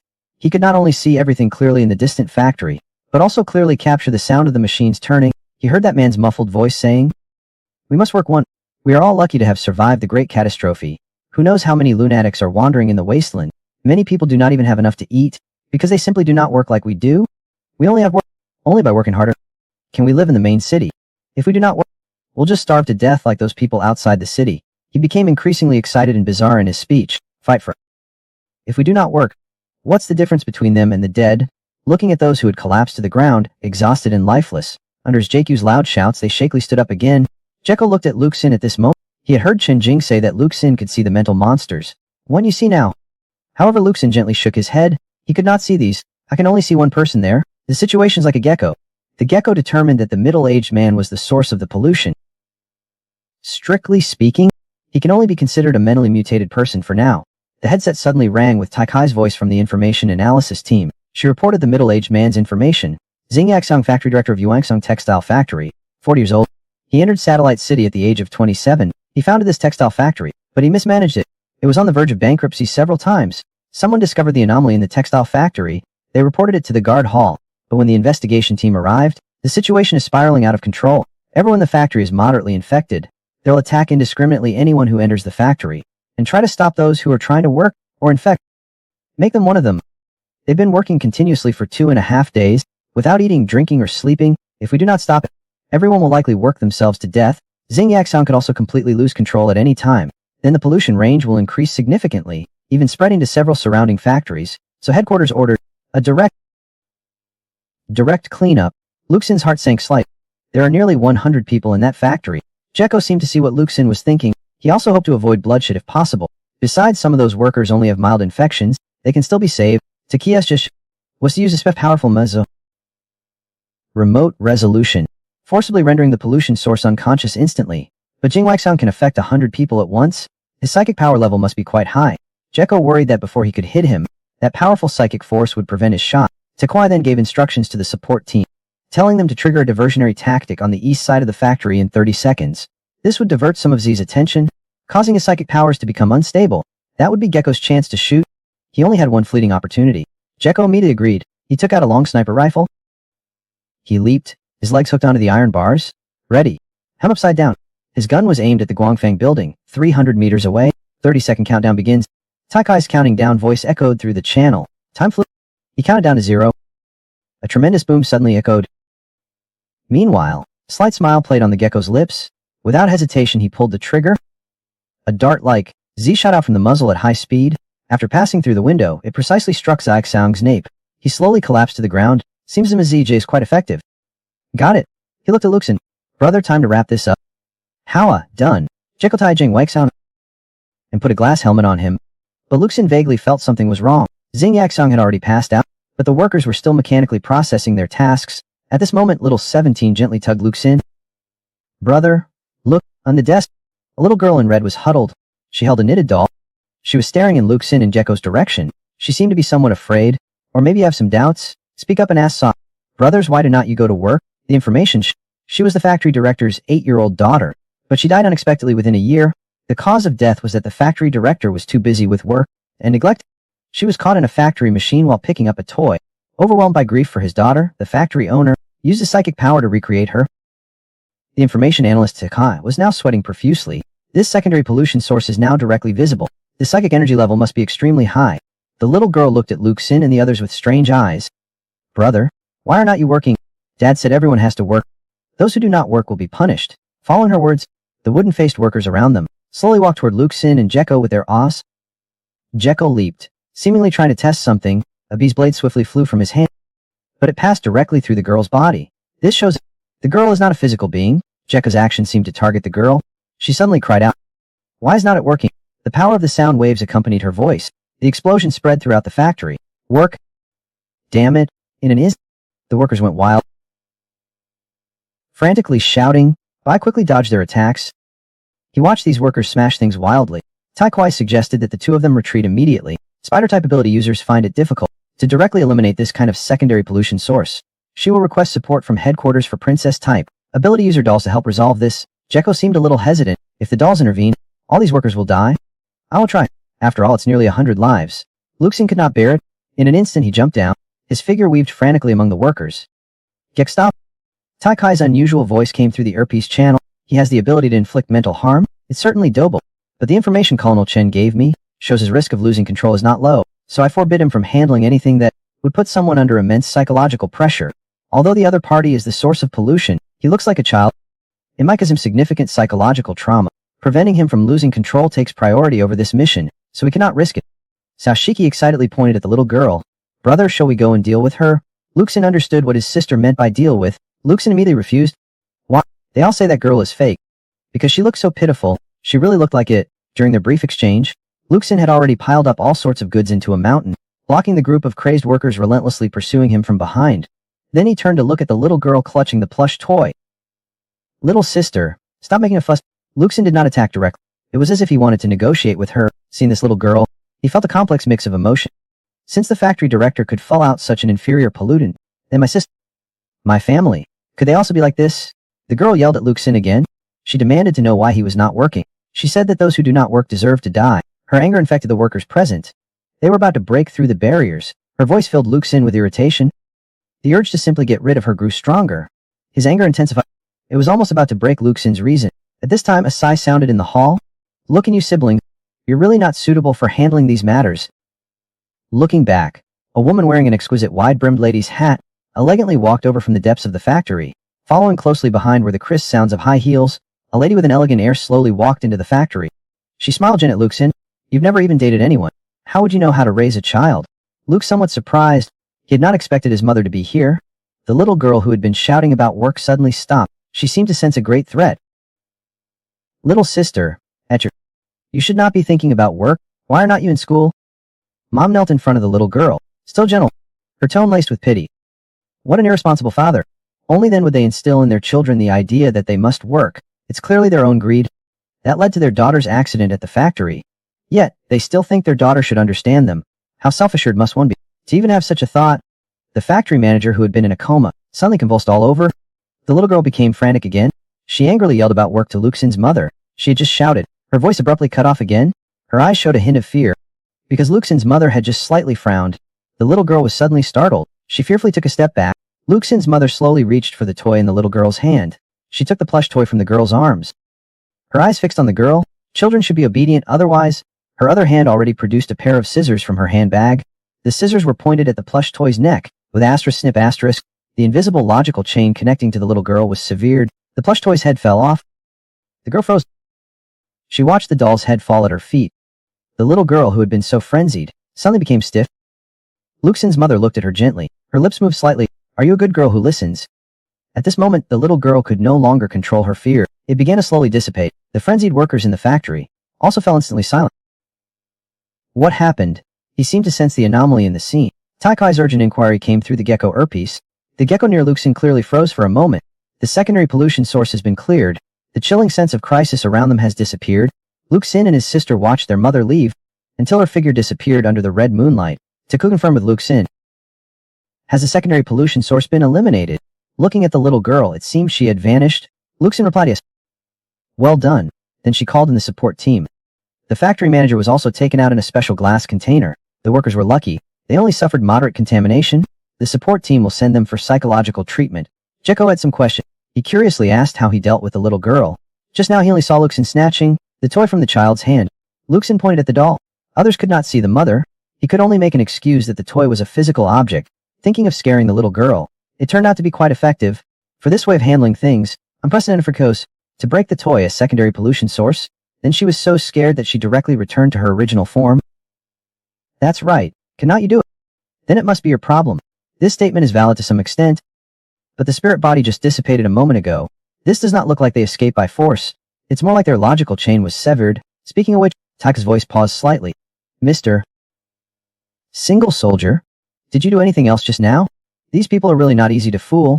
Luxin pondered what his mother had just done. The key to this incident lies in the factory manager's extreme guilt towards his daughter. This led to his mental projection of a daughter. But this daughter is merely a figment of his imagination. She does not actually exist, so as long as we expose this, we've broken the logical chain of pollution source 039. Taika seemed rather excited. Mr. Single Soldier, you did a great job. Tell the support team to take over the cleanup. He then closed the communication channel. After dealing with the pollution source, Gecko taught Luxin the most important lesson. That is how to prevent direct loss of control. And Gecko's method of preventing loss of control was to go to entertainment venues, indulging in his sexual desires. He who had not experienced emotional fluctuations for a long time, seemed to be thinking about indulging himself this once. This should be considered part of the job, right? He suddenly remembered something. Luxin tugged it by a serious expression accompanied by a hint of excitement. Will headquarters reimburse this? The alcohol bio had just taken a sip of almost sprayed out. Are you kidding me? Minutes later, Luxin walked out alone. No reimbursement, and they call it part of the job. Huh. The money-obsessed man suddenly came to his senses. Then he went to the guard hall training center as Chen Jing instructed. In the empty meeting room, Han Bing's voice suddenly rang out. She would be responsible for Luxin's basic theoretical training. The concept of a spiritual pollution source, it was first proposed 27 years ago by the Lunar Eclipse Research Institute. Back then, it was still called the Crimson Moon Institute. Regarding special pollution sources, many conjectures remain theoretical. So their philosophy is to pursue doubt and practice simultaneously. Luxin listened attentively to Han Bing's training. I gradually understood mental pollution and psychic abilities. After the training course, Luxin bought groceries and walked home. He was thinking about what exactly happened at the Red Moon Orphanage back then. What exactly happened? That memory was always a blur. Hal would not say. His family would not say either. I went upstairs along the dark stairs. Room 401 seemed unusually cozy. Dad was looking up and shouting angrily at his sister. His sister was hanging upside down from the ceiling, singing off key. Dutiful, she woke her sleeping father in the kitchen. Knowing full well that he could not get out, she provocatively challenged him, come out and hit me if you dare. Luxin looked relieved. Cozy up. To his surprise, his younger sister dared to talk back. Before, she would always run away or hide. You little brat, you're asking for it. Do not think you can get away with secretly eating snacks outside and hide it from me.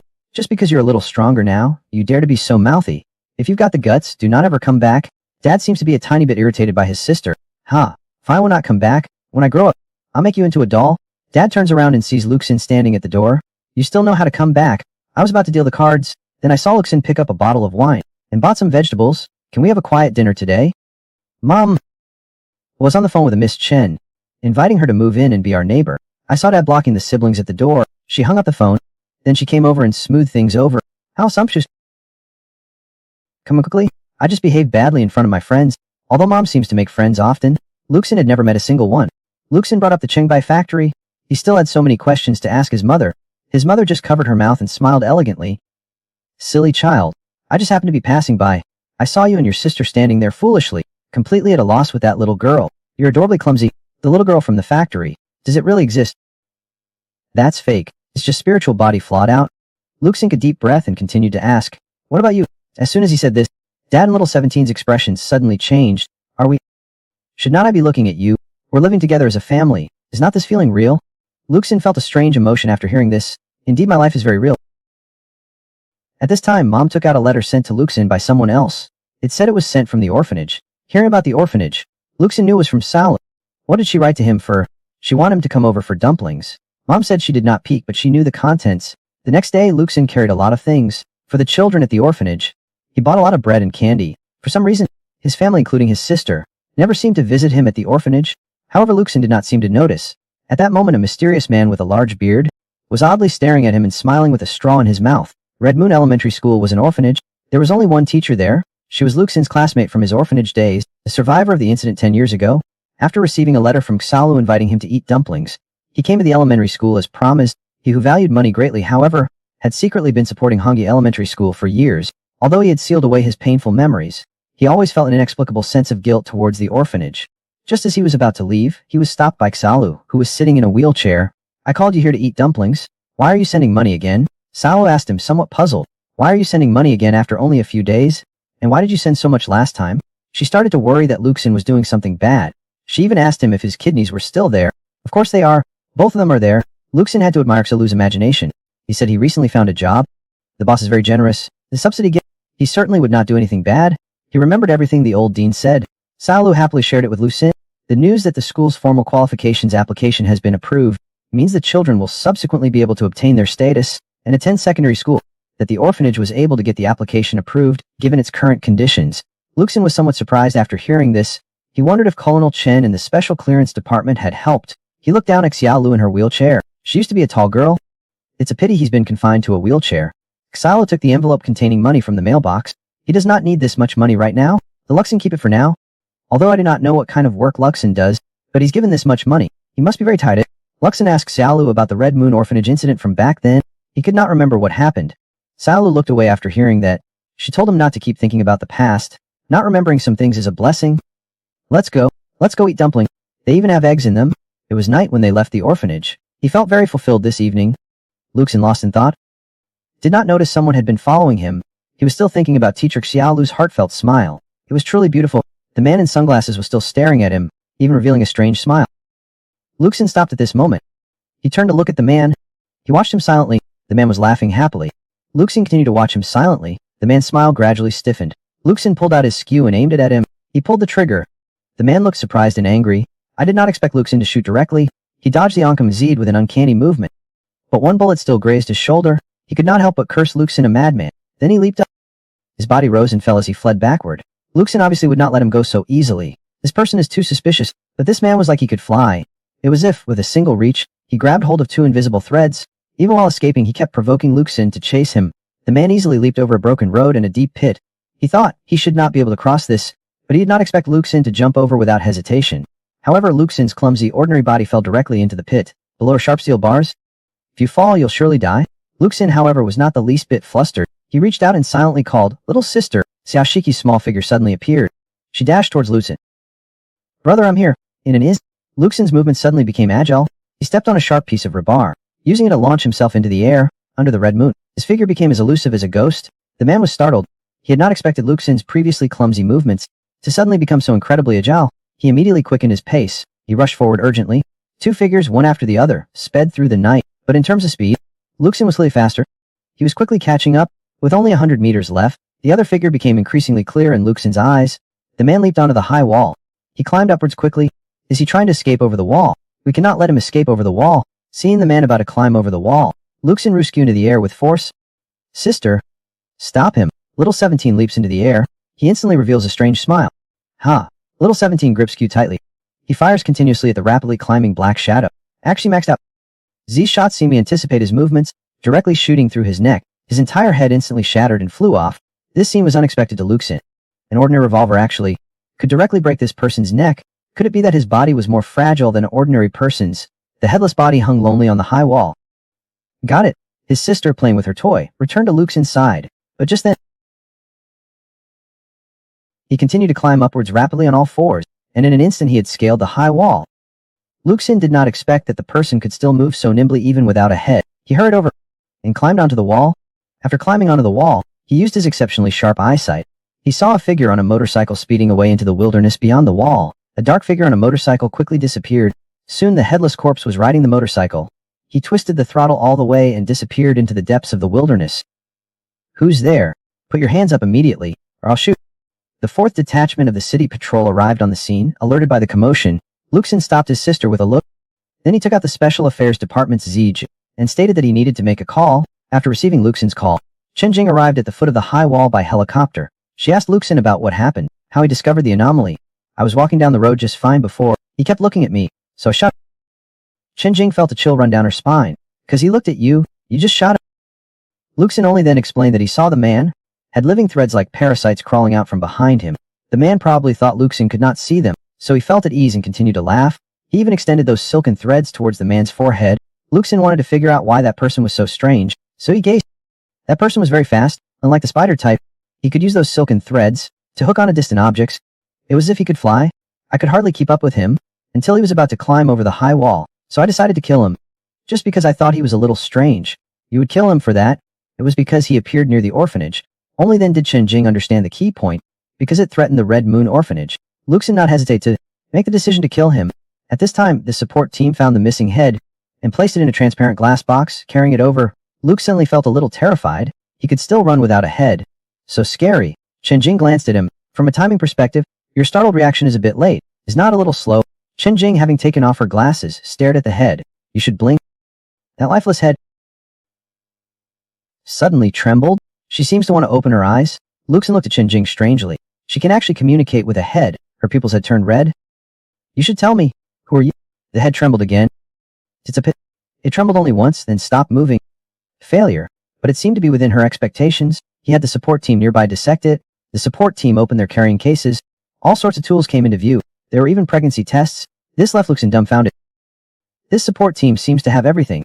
Only after cutting it open did we discover their mind-controlled puppets. Their abilities are somewhat similar to Chen-Jing's. They can manipulate tools with their minds. This must have been done by a very powerful puppet-type ability user. Puppet type. Luxon, hearing of this ability for the first time, was somewhat astonished. This crazy. Chen-Jing continued to explain to Luxon. Baozi's abilities have currently reached 9 types. Poptree is one of them. Actually, regarding Luxon's abilities, the professors in the main city have raised doubts. They believe Luxon does not belong to the spider type, but rather a newly discovered ability type. Based on this, they suggested. She instructed the support team to send the physical evidence to the research institute to see if they could find more valuable clues. Chen-Jing's expression turned serious at this moment. This matter must be taken seriously. The disaster that the tech church brought to Satellite City 4 years ago must not be repeated. Since the Red Moon's arrival, the world has been in utter chaos. Many organizations exist beyond these walls. They too are recruiting psychically altered individuals in the use and development of abilities. They are far more reckless and unrestrained. But Luxon does not care about that. He's concerned about what he'll do if these people target the orphanage again. What then? Chen-Jing can see how important the orphanage is to Luxon. If the orphanage incident causes rampage, it would be a devastating disaster for City 2. She immediately called to instruct special attention to Red Moon Elementary School, using the pretext of CQ reconstruction, to arrange the best positions for them. Regardless of whether the people outside the city are targeting the orphanage, they had to be prepared. She then ordered that starting today, all special task forces have canceled their leave. A citywide in-depth investigation and cleanup operation will be launched, and what Luxon needs to do next is to go to the company and ask his supervisor for leave. After all, looking at his salary, a base salary of 5,000 and 1,000, he can still tell the difference between important and unimportant matters. He needs to take care of his sick sister. I explained the reason and submitted the application to the director. Little 17, who was happily munching away beside me, was stunned. Little did he know the director was even happier. He finally got rid of this big shot who carried a gun to work every day. He immediately agreed. Luxon did not expect the director to be so reasonable. He quickly assured him that his sister would be fine. He would return to work then. During my standby at the guard hall, I did not have to do anything. Not only were meals provided, but I also received a daily meal allowance of 200. This made Luxon extremely happy until the 3rd day, and Bing's voice came through the headset. A suspected special pollution source discovered in the Qingbai Mine Cave residential area. Luxon was needed to handle it. The incident was triggered by a report from a resident of the community. She claimed someone was following her, but the investigation revealed no such stalking incident. It was simply the reporter's delusion. During the questioning, we found that it was not just the woman who reported it, but all the residents in the community were in a state of inexplicable tension. They were constantly shrouded in fear. I've an hallucination. 2 people have already fought due to excessive emotional stress.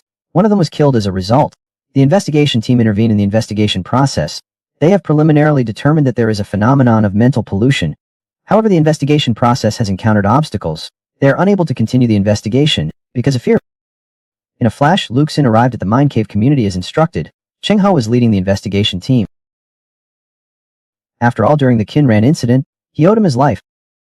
They were near buildings. Significant psychic radiation had already been detected, but all attempts to enter Building C had failed, so they could not pinpoint the exact location of the pollution source. When approaching the 9th to 12th floors, you'll feel an inexplicable fear. When the fear reaches its peak, you might even experience severe dizziness and weakness. Luxin asked Bing about the cause, and Bing speculated that it might stem from the influence of this particular pollution source, distorting one's emotion and amplifying the feeling of fear. Her suggestion was to find the source of the pollution first, then decide whether to clean it up or seal it off. Looking up at building it really does give one a faintly creepy feeling. Arriving on the 6th floor, there's a growing sense of fear, making one subconsciously want to stay away. If even you cannot resist this fear, we can retreat. But Luxin said he was already used to this feeling. After all, that is a ceiling of fear. They arrived at a dim-lit corridor. Luxin saw a faint light. It was rapidly approaching him, without a sound, and twisted and bizarre. His little 17, she looked at Luxin with some resentment. Brother, you've changed your heart. You're busy chatting with women. You even pretend not to see me. Luxin picked her up. He pulled out a handful of candy from his pocket. Little 17 happily accepted it with both hands. His sister's arrival put Luxin's mind at ease. This fear, compared to how he felt when he first met his family, it seemed a little weak. It was finally determined that the 10th floor had the strongest atmosphere of fear. After careful sensing, he located the room where the source of the pollution was. The intense fear emanating from it felt like standing at the gates of hell. Looking at the tightly shut door, Luxin pondered how to open this sealed door. Little 17, who was eating candy, glanced at the door, then slipped out of Luxin's arms. She reached out and grabbed it, and the iron door was torn apart like paper. Luxin gave his sister a thumbs up in appreciation. This made little 17 puff out her chest proudly. He had just opened the door when a wave of suffocating stench hit him in the face. What met his eyes was a figure sprawled on the floor. The smell was emanating from him. What made Luxin wary was the shadow on the balcony. He was sitting quietly by the window, looking at the scenery outside the window. That intense came from that dark shadow. My younger sister's eyes gleamed as she stared at the dark shadow. Luxin knew exactly what she wanted to do. He immediately stopped Xiao Shiki from acting on her impulse. Did not bully him. Luxin came before him.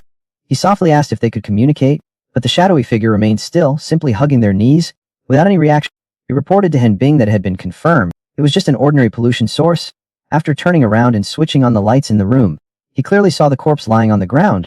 As the lights came on, then the dark shadow began to disappear. Even the feeling of fear in this room seemed to dissipate quite a bit. His body already showed multiple signs of decay. It looks like he's been dead for 4 or 5 days.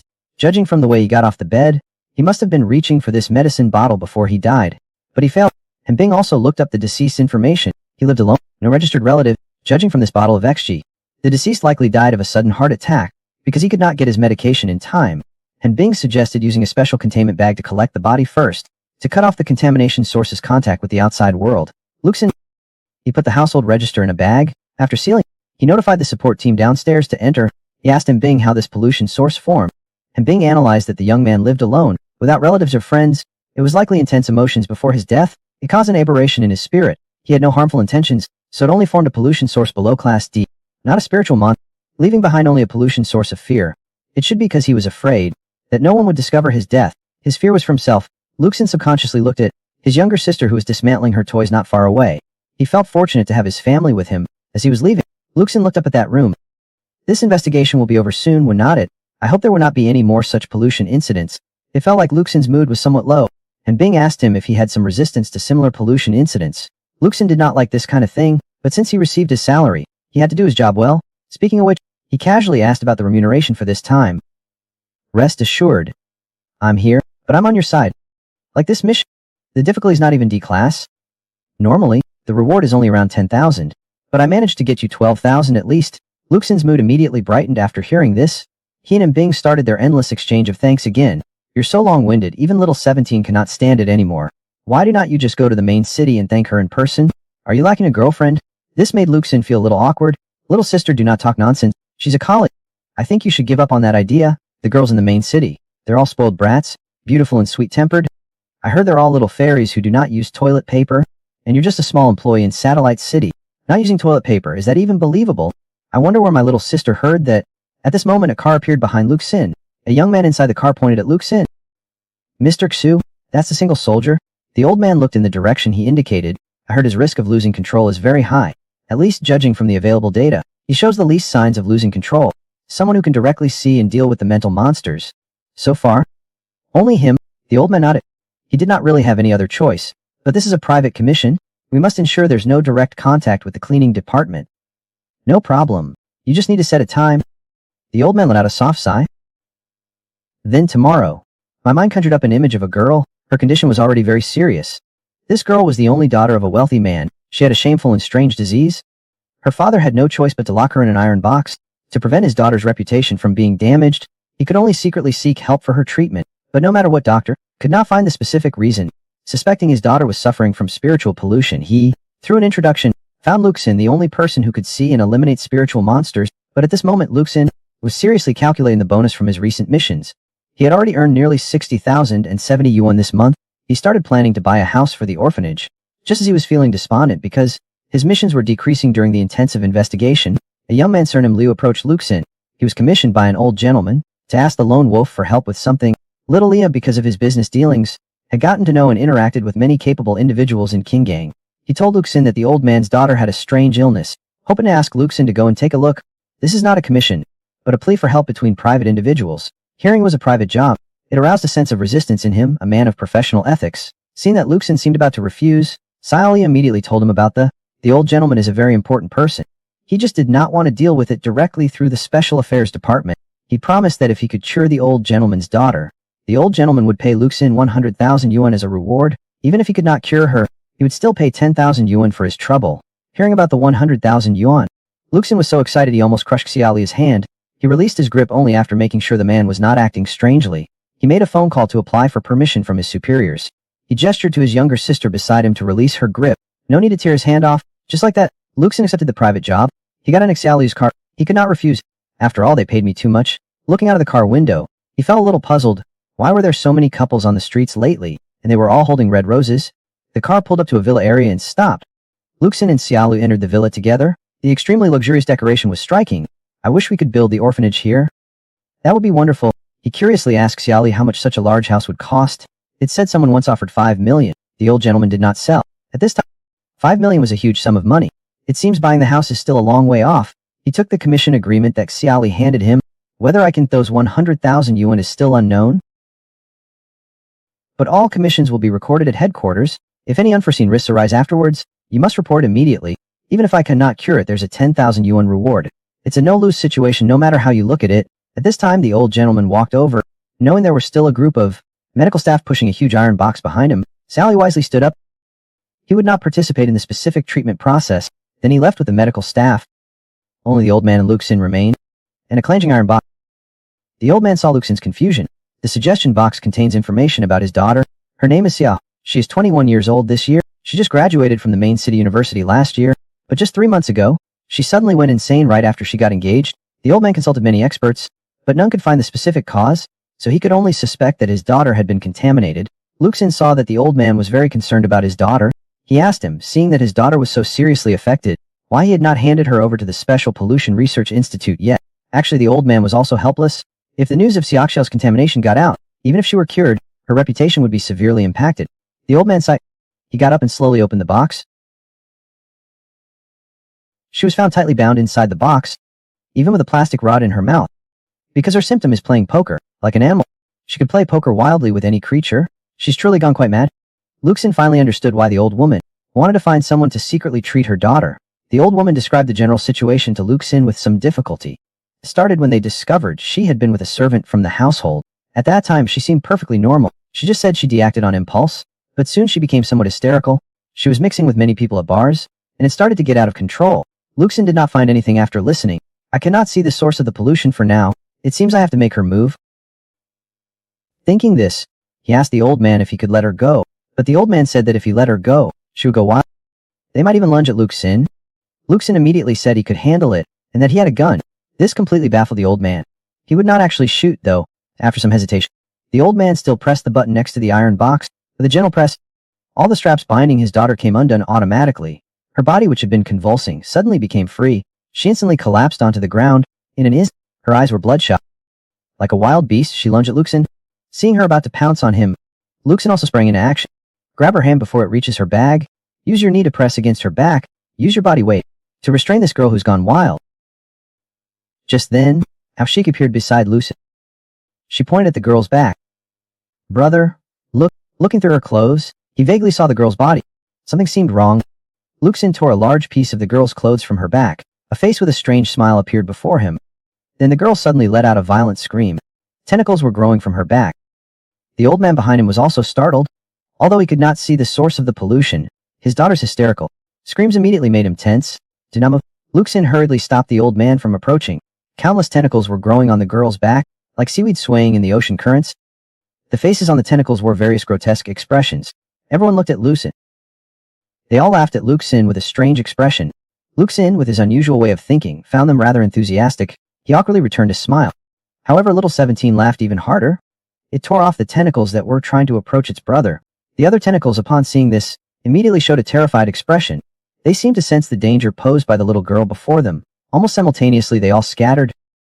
In an instant, everywhere their tentacles reached, it was as if everything came alive. The table suddenly transformed into a girl, exuding an irresistible allure. Others lingered on a potted plant. The plants instantly transformed into a slender girl with green hair. The old man was also affected. Various images flooded his mind. No matter how those tentacles changed, immune to the pollution source, he was unaffected. He thought to himself, what kind of person would be so abnormal as to be attracted to those tentacles? Luxin felt a little helpless. This time, his younger sister did not come to put her arm around his shoulder. Instead, she played happily by herself. She did not need his help at all. But then his sister discovered that as soon as she got close, the tentacles disappeared. The tentacles were gone. Silly little 17 did not know. While she was not paying attention, the tentacles emerged again. Although my sister is skilled, the sheer number of tentacles is too cunning. As soon as my sister gets close, they retract. It's like they're toying with her. As her older brother Luxin could not let his sister suffer this, he began to analyze. Theoretically, psychic power cannot be killed. My sister has torn off quite a few tentacles so far, but the overall number does not seem to have decreased. Each pollution source has its own. He seemed to have thought of something. He reached for his gun. His gaze fell upon the motionless girl on the ground. The problem still lies with her.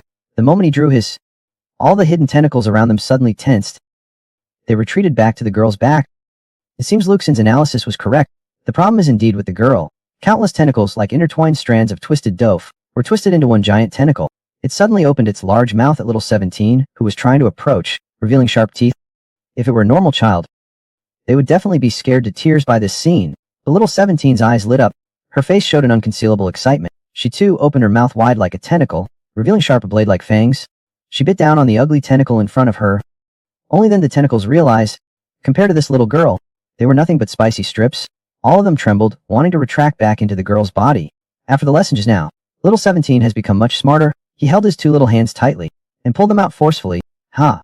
You cannot escape now, can you? Looking at his sister eating with relish, Luxin's face turned green. This child puts everything in his or mouth. With the disappearance of the pollution source, the old man also recovered.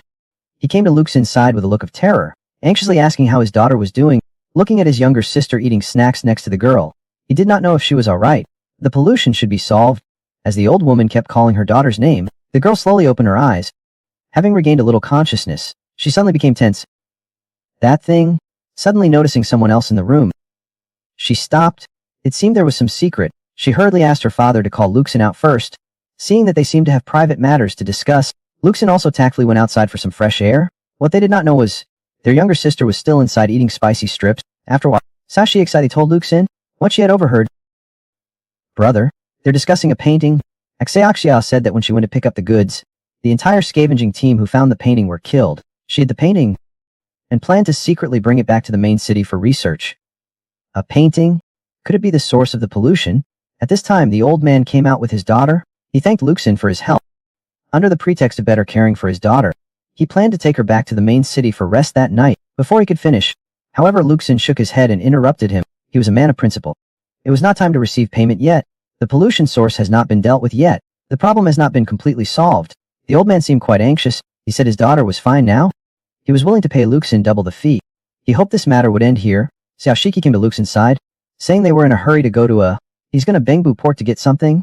They're anxious to get rid of you now. If there's a problem with that painting, if something really happens, it would not just be that father and daughter who die. He being a dedicated worker, just hopes he can solve the pollution problem. 200,000 is a lot, but at that moment, the girl pointed her gun at Luke's. She thought that since Luke's saw that they were from the main city, he wanted to swindle them. She even bluntly stated that if she shot and killed Luke's now, the administration hall would not consider her guilty either. Seeing the girl's intention to harm her brother, Xiaoshiki quietly came up behind her with a silver claw slashed through the air. I do not have as many lives as Kinran. You better not point a gun at Luke's.